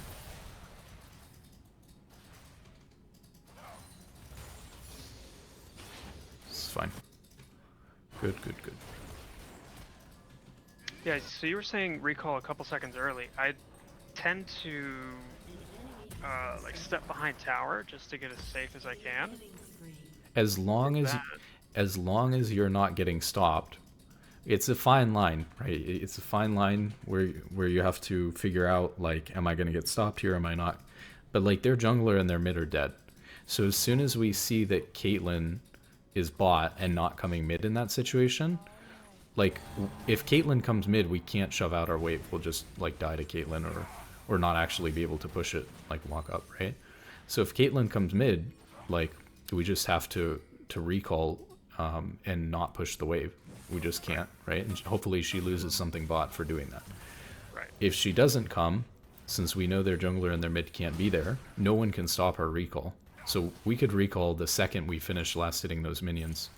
We don't have to walk back at all. Now, if you're like, I don't know, let's say you wanted to recall here and Ahri's missing and like in your lane somewhere, then you can't do that. Gotcha. Then you would have to walk back, right? Because she'll come looking for you potentially if she thinks you're gonna want to recall and stop you.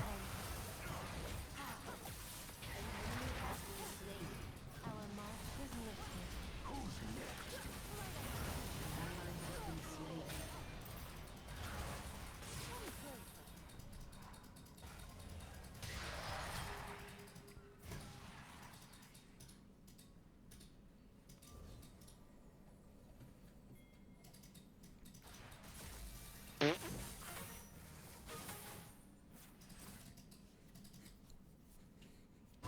have killed more men with words than by my own hand. Not for that. Enemy rampage.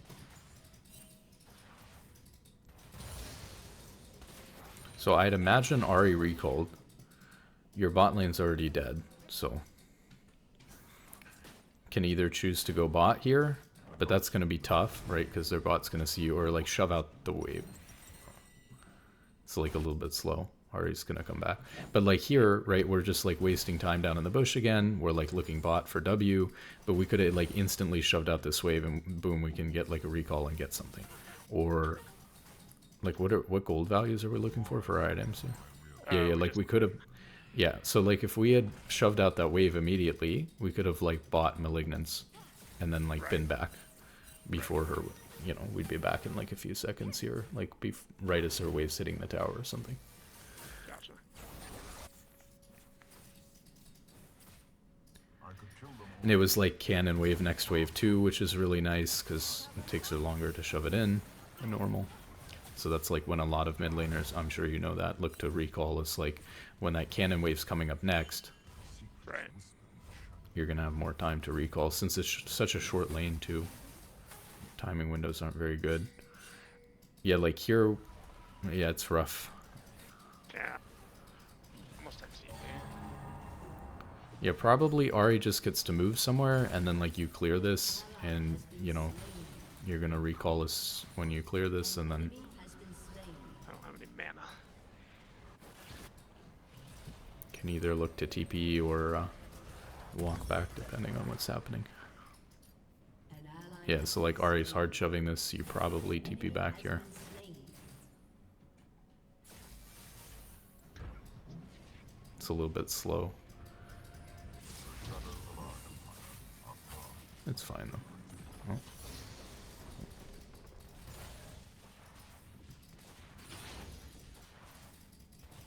ally has been slain. Shut down.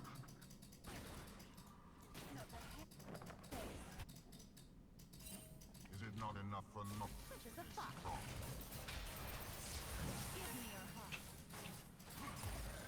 I could probably win this. Just keep in mind that like we don't know where their jungler is, although our jungler's here too, so we're fine. Okay, she ulted away. That's nice.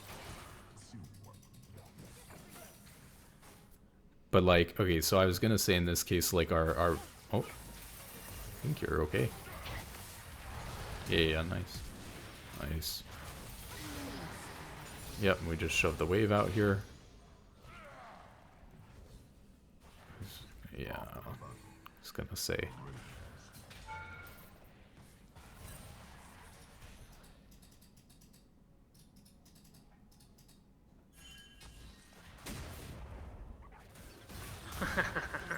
Yeah, so it's really greedy to go for the plate there, right? Because we don't know where their jungler is still. And we basically just die if he shows up mid. Yeah. So we probably just shove the wave in and then recall instead of going for the plate. Got it.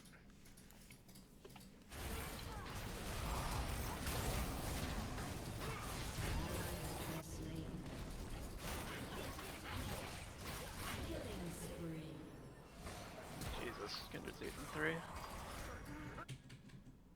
Sion's 1 and 7. Okay. A standstill. One would never know the world burned around us. So Ari's gonna have move here because she just shoved this wave in. So like let him fight. Oh, okay, she's not moving. Cool.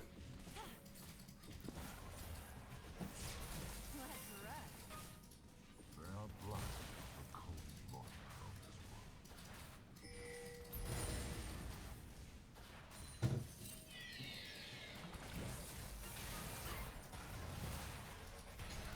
So we know Lee's just on Rift Herald, so he's top side of mid. We're actually like super chilling though, because I think even if you were in the middle of the lane with your ult, I think at this point you probably are fine 1v2 with Ahri being half like that. Oh, Camille's down here too. Yeah, they might be in that. Yeah, Lee might be on Dragon, but I don't know that you can do much. You can just scout it. See what's going on. Yeah, they're full HP. You can't do anything. Your whole team's like in base. Yeah.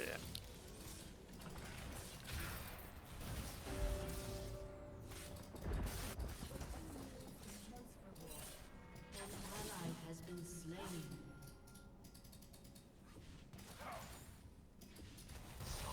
So like Kindred's fighting.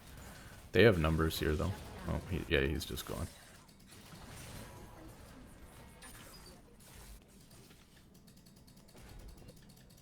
Can just clear mid while you're outnumbered. Sion's pushing really far.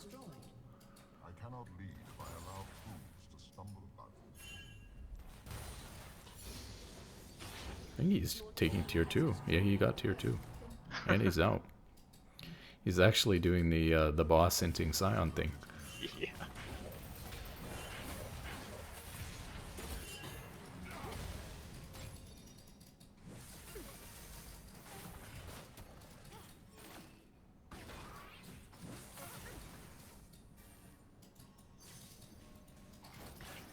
They are 5 steps from each other.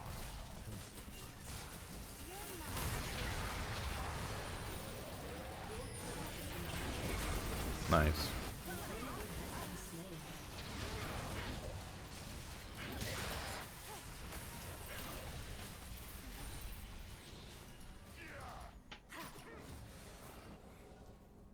The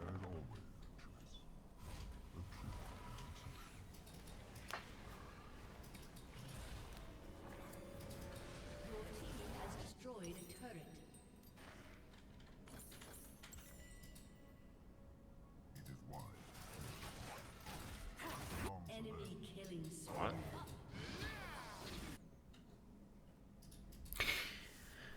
It's kind of interesting. Very minor. It's interesting that you value the Blasting Wand over Giant's Belt plus Amp Tome. Yeah, I'm trying to get some more burst out of myself because I've gotten 348 bonus health That's from fair. collecting souls. So I figured I could use that. Yeah, you are actually kind of like, Enemy killing spree. I guess, a little bit over-indexed on health. Enemy has been slain. But, yeah. I mean, you can never have too much health. Yeah, I just mean compared to like armor and magic resist, but obviously you're not like building that, so. But, I don't know. I think it's very minor, but I do think that Giant Spell Amp Tome is just objectively better. But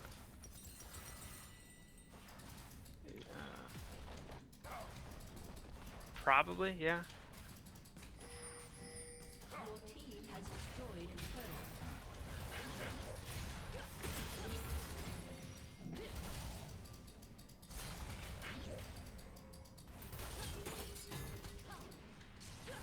Ari's here, yeah. I couldn't. Okay. Yeah, I think that when you took the turret, so like going for the turret was the right play. Like their team was playing for the fight on your team or whatever, so you're kind of cross mapping. It's just unfortunate like Leona got there, but I think you could have ran away. Like you kind of went, you know, to E Leona, right? I think you could have like, if you understand that like, you know, you're He was basically telegraphing somebody really else was there. really far up. Their whole team's gone missing from mid because the fight ended. Yeah, I think you take the turret and then you try to move away as quickly as possible. Yeah. Like Leona was just not in range of you. Probably wasn't gonna catch up, so you didn't need to like walk into her and E. Right.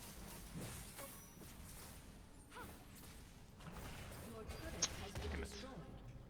Kindred's still flanking, so this could be okay. Oh, Leona's here too. Yeah, there. What is one more to do? An ally has been slain. Oh, she ulted. They spawn this rift, so just be careful because Lee's down here now too. Yeah. So they have 3 here.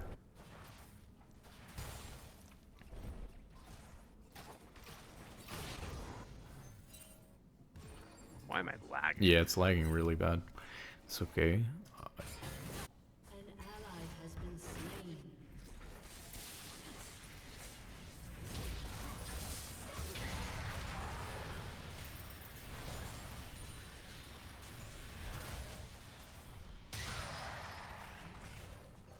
Destiny, love. Okay, that takes them off of that.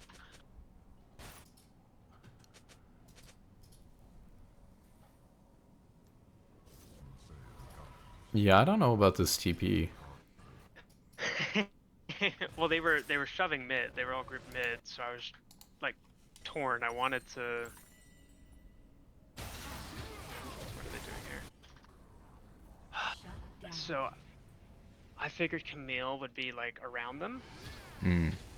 and I saw the wave pushing Yeah, here. so you were just hoping Camille was on top. Lives flash before their Right, and then I could pressure it and Yeah. maybe get minted out of it. But Yeah, I don't because they were think all that's mid, that good. They don't get T2 out of it. An ally They has did been get dragged. slain.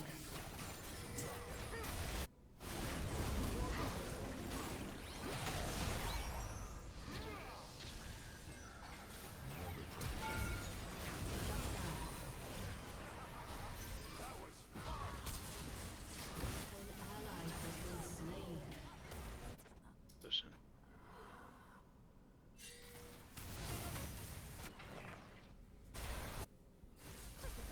Killing spree.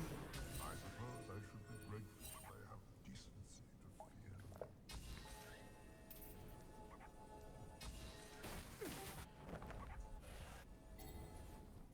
Be careful walking in through here.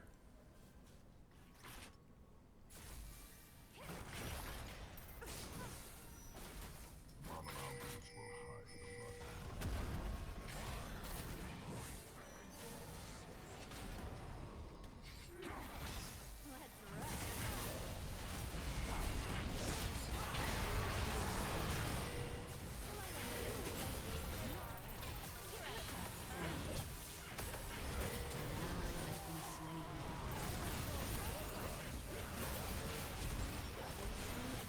will hide the blood. Nice. Yeah, this is a Baron angle. Oh, get this guy who's TPing here.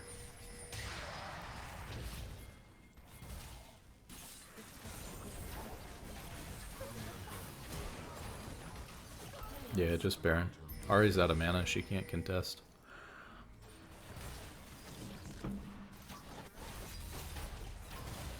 Brand should tank. If you guys can make Brand tank, that would be better. Now he's standing max range, it's probably not gonna happen. Yeah, I don't think he knows what that means. So, like, I think I said this last time too, but oh my god, Kindred's just dead. Oh, thank god. Please walk forward, Brand. Holy shit. Okay, he did it, he did it, he did it. I think I said this last time, but like, the person tanking Baron gets 50% reduced damage. Yes. So that's number one, is Brand's cutting Kindred's damage in half. And Kindred is literally your DPS on this thing, right? Like, I guess you to a secondary extent, but like Kindred's your main DPS. So like, you tanked it like as much for Kindred as you could to maximize your DPS on the Baron. Then like, you have to back out, Kindred has to back out, like, but Brand came into that Baron full HP, right? He's support. I don't know. I don't think he does as much damage as Kindred. I don't even think he realizes that. But it's like we saw last game. Like, you had an Ornn that didn't realize that he could like walk forward to tank the Baron. I need to make a video on this. This is killing me. You really should. Yeah. But yeah, walk forward, tank the Baron. Ugh. They don't know because they're just like, well, it's just hitting whoever it's hitting. You know, it's Baron. Yeah, it's gonna target somebody. It's just like it's just lore to them. They don't even realize it. An enemy has been slain. Rampage. Okay, let's see what's happening. Double kill. Like, I think this is a fight where we probably could have been looking a little bit closer.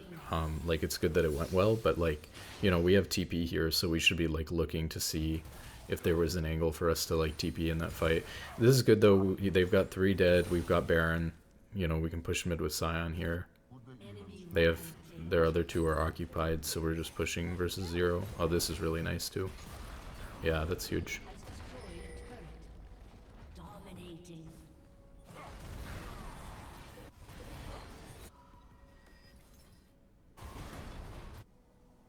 Oh, that range is kind of crazy.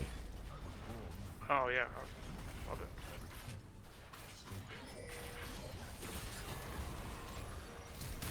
Shut down. Your team has destroyed an inhibitor. It's gonna be tough, but if you can get out, just try to get out.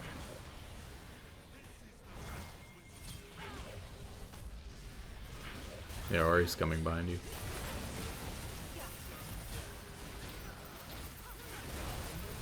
Oh, that's good though. You kited it out long enough that Brand was able to trade. Yeah, it should be enough. Oh, dang. I mean, Scion just kind of ran at it. It's what it is. Yeah, that's not good. So this is what I mean, right? Like, that play is inhib and out. And it's like good that you got inhib and tried to run. I don't really think that you could get out there, especially with Ari flanking you like that. But like, you... No, I could have. I had TP. If I really needed to live, I could have just TP'd out. I don't think so. I think Leona would have canceled. True. But yeah, I mean, Scion obviously didn't realize it was inhib and out. Maybe they stall the dragon here, but you probably lose dragon. No, we can win this. No, they're just not doing it. Okay, cool. I mean, it's fine either way. Oh, actually, it's not. They're on soul point or something. If I saw that right. I really... Okay, thank God. Kindra got the dragon. We need to get there. Can TP to, like, Nexus, maybe? Yeah.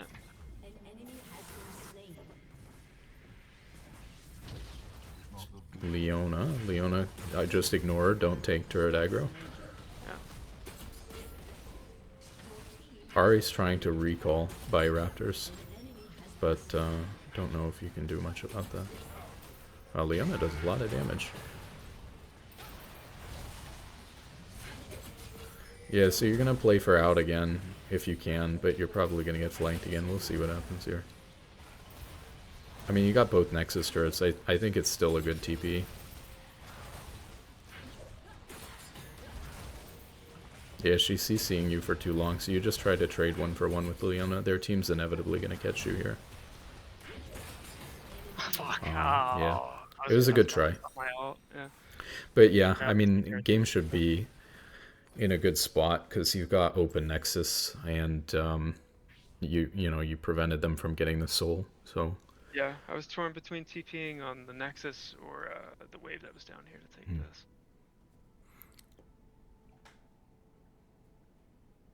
Oh, gee.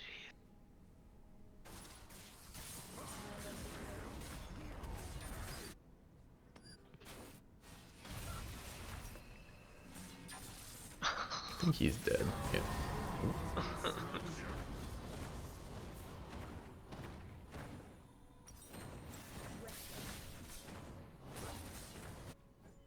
So we're kind of playing for Baron here. Brand's mid, so we're gonna go clear top wave.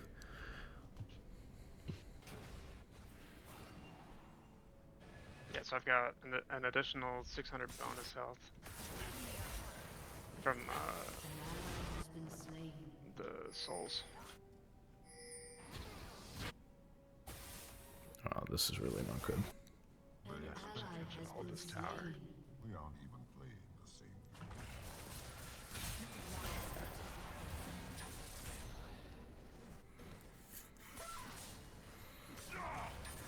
game. Yeah, their team's probably gonna Baron.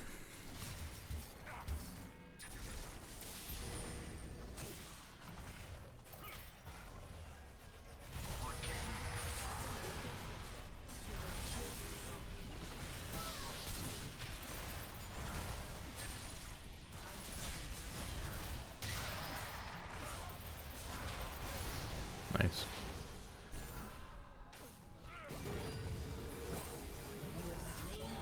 Oh, this looks good actually.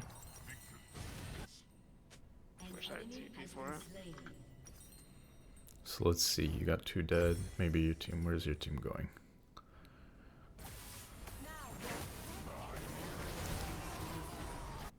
Kind of annoying. Brand isn't coming mid. Maybe we got another kill, another 2 kills. Please just ping mid. Get this Brand to come mid if you can. I mean, you got 2 dead for 20, another 2 dead for 40. It's open Nexus.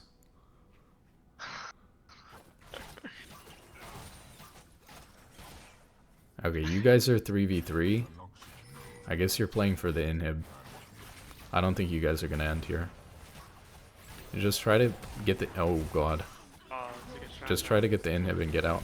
Yeah, they don't understand.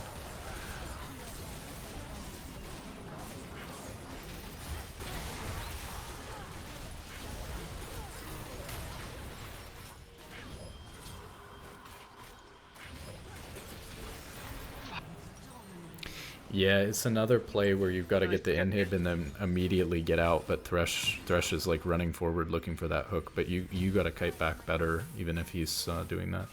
And then Yeah. Brand just stayed bot the whole time, didn't get a turret, and now he's just dead. That's really rough. I don't know that you would have ended actually even if Brand came mid, because their inhib respawned. Our odds would have been a lot higher. But yeah, your odds would have been a lot better. And if you just get one pick there, right, like all of a sudden, you know, the game kind of falls apart for them and you probably end. Now they get them in. 1, 2, 3, 4. So we see 4 people. Camille, Steve. And we might be able to 1, 2, 3, entice here 4. and roll them up. I'm waiting to see their 5th person, see if we can TP to that ward at their base.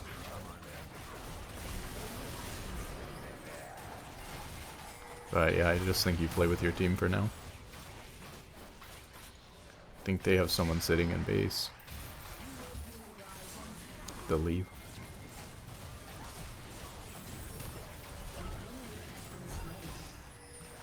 See if we see Lee do anything.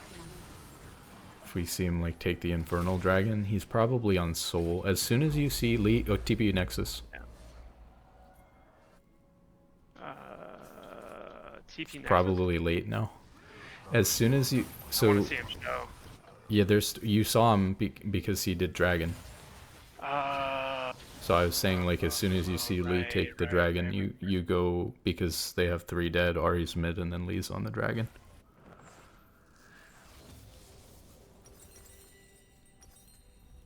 Is it not enough for Noxus to be strong?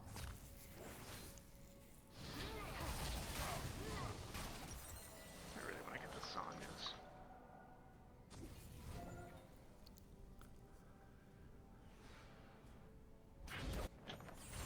I really don't like this. See what happens. Just one pick. like your 4v5. Science bot, so.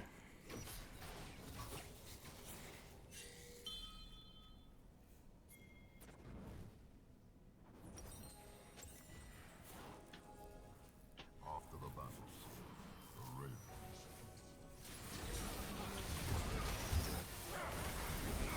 Yeah, this looks good for you guys. Killing spree. Double kill. It's fine. Yeah.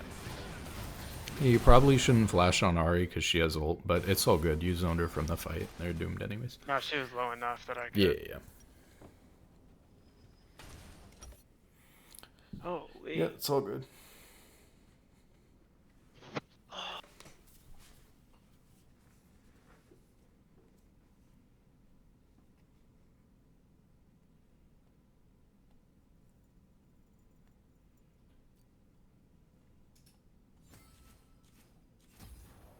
All right, back to Silver 3. Yeah, that's really good. Nice.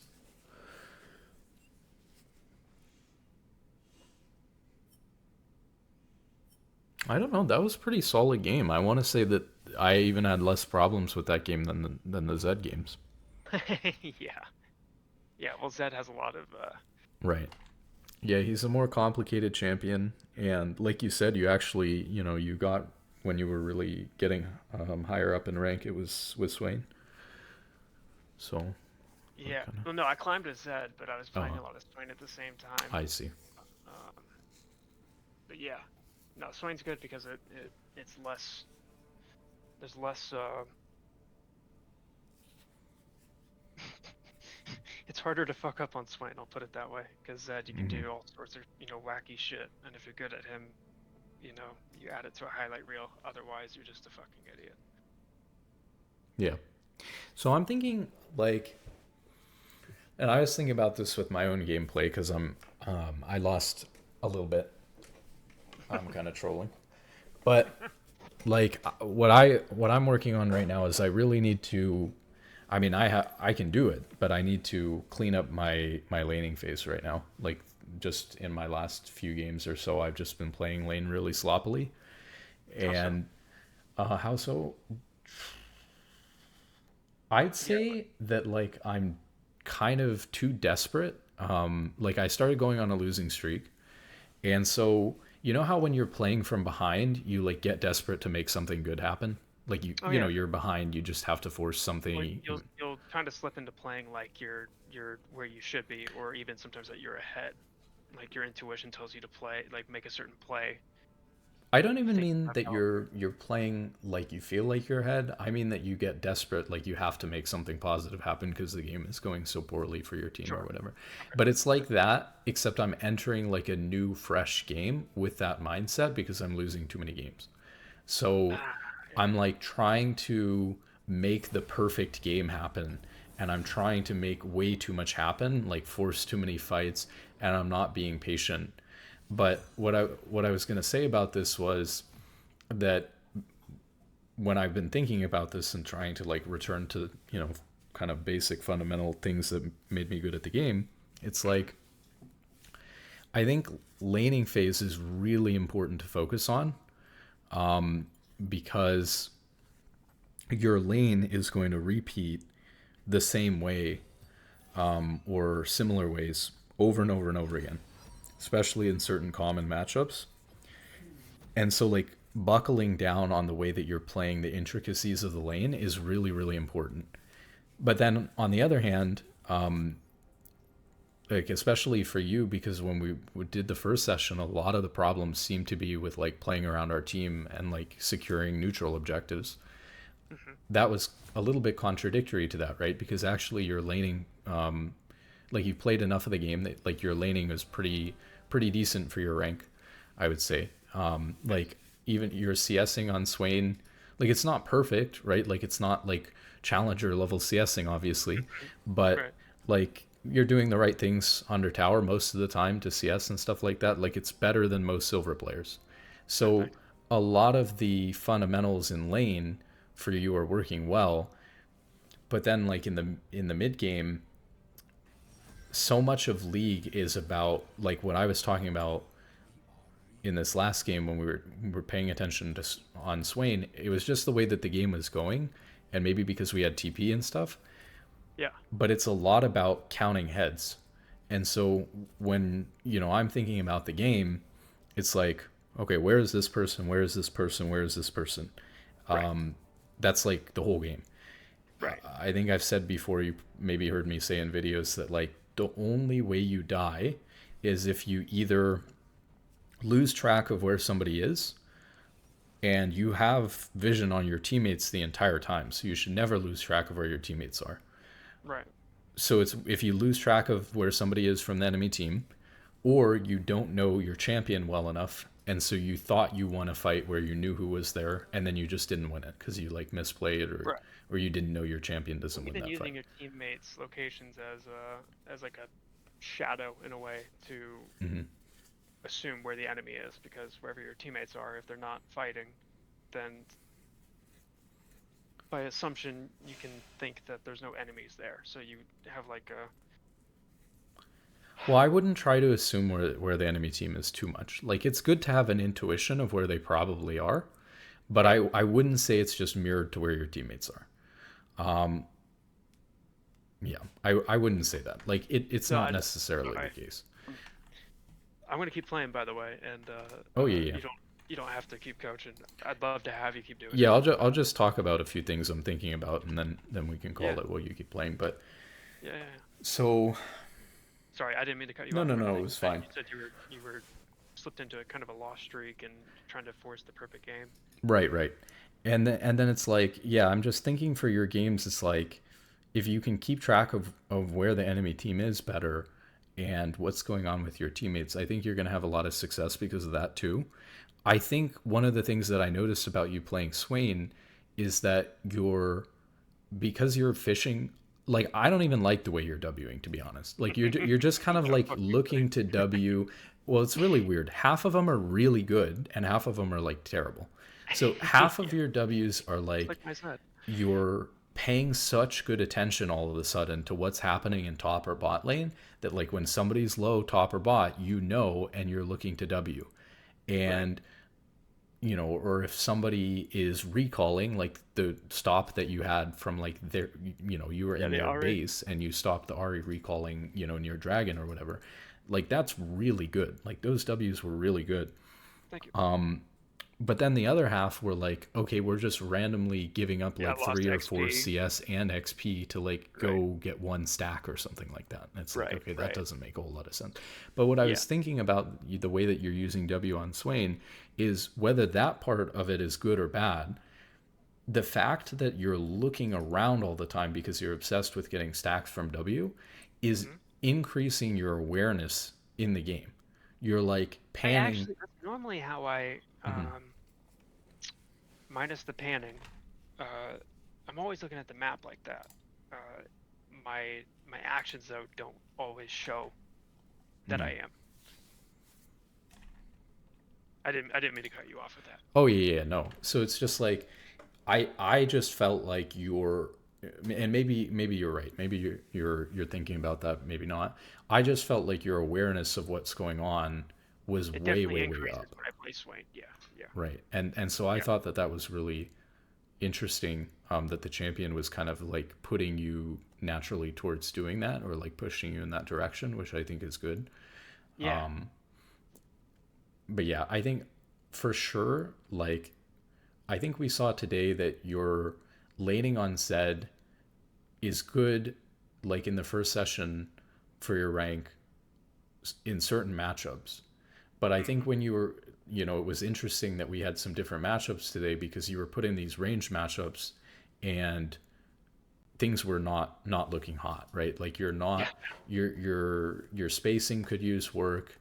Your even your decision on like when to use your abilities on the enemy versus when to use your abilities on CS. There were times too where you're just like holding Q, and I felt like you could have, like walked up and queued like 2 minions, or there were times where like Ezreal had like W'd the tower already and used his Q, and I felt like you could have actually walked up and autoed a minion at that point to last hit it, but you're like still scared staying under turret. A lot of me tonight has been on autopilot too. That's the other. Yeah, I can tell. Like you sound kind of tired. It's late, which Yeah. is fine. And then the other thing too that I think would help when you find yourself in those like hard range matchups in the future is like buying refillable potion, and Yes. not buying like a regular red health bot, but like buying refillable potion is much better than that.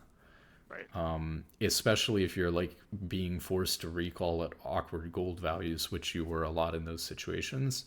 Right. Just using that 150 gold instead of sitting on it is usually good for you anyways. And Right. then being able to get, an item like that is really nice. Like you can kind of think about it, a refillable pot, as like giving you, forget exactly what the numbers are, but it's kind of like getting a ruby crystal that you just have to be patient about. So it's really good value in terms of the amount of health that you're getting for the cost. Right. If you're going to be using it all the time like that. Well, pots are 50 a pop, so Right. that adds up really quick. Yeah, and you should not, like, nobody ever goes back and buys red pots after the first base, like ever. So that I would probably cut I out. never thought of that. And then you were buying some control wards. I don't really like control wards in solo queue. I barely buy them on support. I think that they're pretty overrated. Now maybe like in the mid game, if you're looking for those picks before objectives or something like that, and you want to contribute to your team's warding more, or you feel like you can control ward a bush that you're going to try to make a pick out of, like if you have some very intentional use like that, I think it can be okay. But I think just kind of in lane on Zed at this rank in solo queue, I think going back and buying a control ward is bad. The reason why it's bad is because it adds up, and if you buy even just two or three, Probably like 400 or 500 gold worth of like pots right. and control ward. Yeah. So I used to buy, especially being a support player, like 10 control wards a game. And I just started thinking, like, okay, I'm spending 750 gold a game on control wards.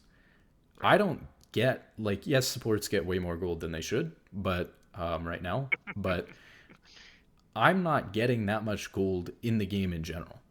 So, like, maybe I'm lucky if I get 7,500 gold in a game total. So if I'm spending like 10% of my gold on control words instead of items, it seems like a waste to be spending like half of the cost of an item or a third of the cost of a whole item on control words. Right. And so you just think of like what the practical expected value is. If I buy even just on Zed, 3 control words cost me about 200 gold. Or that's a little bit more than 200 gold. Is there a situation in the game where I'm going to be 200 gold short of an item before a dragon? Before some important team fight. Yeah. Or I Those edge cases. or I could back 200 gold earlier because I didn't buy these control words early.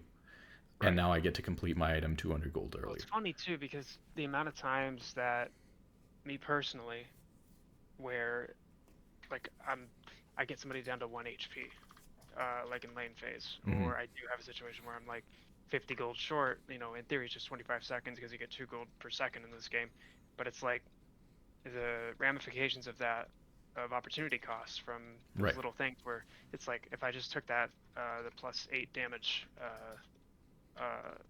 rune, or if I did hit that other minion, can shift a lot of things around. Yep. Yeah, it's hard to calculate exactly, but I'm just thinking about like if in I don't know, 30-40% of the games you would complete your item, whether it's first item or second item, you'd complete it early because of not buying those 3 control words. Exactly. And so you get that item for 1 extra fight in that game. Right. What is the value of that to you versus the 2 or 3 control words? It's Right. like if you think you're getting a kill for every 3 control words you buy, then probably the control words are worth it, right? Like, Right. but if you're not and you're just dropping control words and they're getting killed, or it's providing vision, but like we don't really know what the value of that vision is, especially in silver. If it's like, if we don't know that it's contributing to like a kill or us living, it's hard to calculate what the value is. And so as opposed to just buying an item, getting that spike faster than other people, having it for an extra team fight, it feels like a big gamble that you're going to get something off of the control word. So Yeah. I think Yeah, it can be good to get one control word and wait for like the best time to use that control word. It's like, Yeah. maybe you get one control word a game and you sit on that sucker for a long time. But one Yeah. time your team's doing Baron or your team's doing Dragon, and nobody else brought a control word, and you get to, plop that down and give yourself a better chance at getting the Baron and making sure it's not getting stolen, or, you put it in the bush with the intention of like camping out that bush and getting a pick on Zed. Right. Then I can kind of see, because if you're really intentional about doing something like a pick with the control word, maybe once in every 4 times or once in every 5 times you actually do get somebody because of the control word, and then you get a lot of value from it. Right. But if you're just like plopping him down, and then it's like, man, it's tough too, because they get gold for clearing it too, and XP. So it costs your team, if you think about like the gold swing in the game, Jungle, or right. or like the opportunity cost. It's like, well, there's the opportunity cost of what you could have bought instead of like the item you would have gotten instead, but then there's also it's more than 75 gold. It's the 75 gold plus like I guess it depends. Is it like 25 or 30, depending on if 2 people hit it or something, or if somebody pings it, Yeah, somebody I'm else just kills it. do the average of it. So it's like 100 gold, plus some XP over to the opponent. So it's Right. more than just the And 75. that could be their edge case where that XP Mhm. pushes them to level 11, and now they have a level 2 alt or something like that. Yeah, I don't know. Like another big one, well, actually, really little, but it's big. Is, if you get solo XP on like a regular trinket ward kill level 1, that like as a solo laner, if you get the kill on that ward, you'll get level 2 1 minion early, right? Do you know that? I did not know that, So, but I know that a level 2 spike is very, right. very important. So if you ever know where the location of a ward is level 1, like you see them ward your jungle level 1, or you see them ward your raptors level 1, like people will back and get sweeper, and sweep that out. Sweeper doesn't activate right away anymore, but if you haven't used your yellow trinket yet, like if you didn't put it down level 1, usually like at a high level the jungler will do it, because they're looking to swap to sweeper at some point anyways, and then they'll like let one of the solo laners have it because they know that. But Right. like that's not going to happen at your rank. Like first off, your jungler won't know to back and get the sweeper. They won't know to give you the ward. Right. So if you know the location like that, probably worth it for you to back and pick up the sweeper. It won't be activated right away in base, but by the time you get onto the map, like wherever the ward is, if you didn't use your trinket first and you clear that ward level 1, it'll give you that like 1 Interesting. minion edge for hitting level 2, I think. Yeah, because I mean, yeah, the level 2 thing is huge, especially in bot lane. So Mhm. I know that's like a cue for you guys to like that's a very pivotal point. And if ADC gets ahead, you know, that's the whole game pretty much. Yeah. Um, yeah, it'd be cool to have a video where you go over like these really small things, quote unquote. It's a But lot of little small things. I've been trying to think it's about like how to do this, or it's like death by 1,000 paper cuts. yeah, it really is. It's like, for me, I think about things chronologically, but not everything happens every game. So it's kind of hard to even try to begin to list like all of those little things that people take advantage of. But I'd Right. really like to go and kind of think about like a generic game and just kind of walk through it in a chronological order. Like, here's all the things that you can do level 1. Here's all the things that you can do around a dragon or a baron, or Right. because there's so many little details like that, like the minion backdoor bonus we talked about, to getting the ward cleared to get level 2 faster in a solo lane, like what was it, the baron tanking thing. Yep. People don't Yeah. realize like that they can walk forward just to take the baron, but That's even game changing stuff because Mhm. if your AD carries tanking Baron, you know, that HP that they tanked could be the difference between them living or dying in a team fight. Yeah, You not know? just the HP, but like how long it takes your whole team to take it. So even if your AD carry is not tanking it and somebody else is, like your Kindred or whoever, now Kindred's tanking 5 more, 6 more Baron shots than they would have because you were slower to kill it because Kindred's tanking instead of somebody else. Right. And You that know, could be a window for the jungler to steal it because they had enough time to get from Fountain to all Baron. kinds of stuff like that. Yeah. Yeah. Yeah. Yeah. So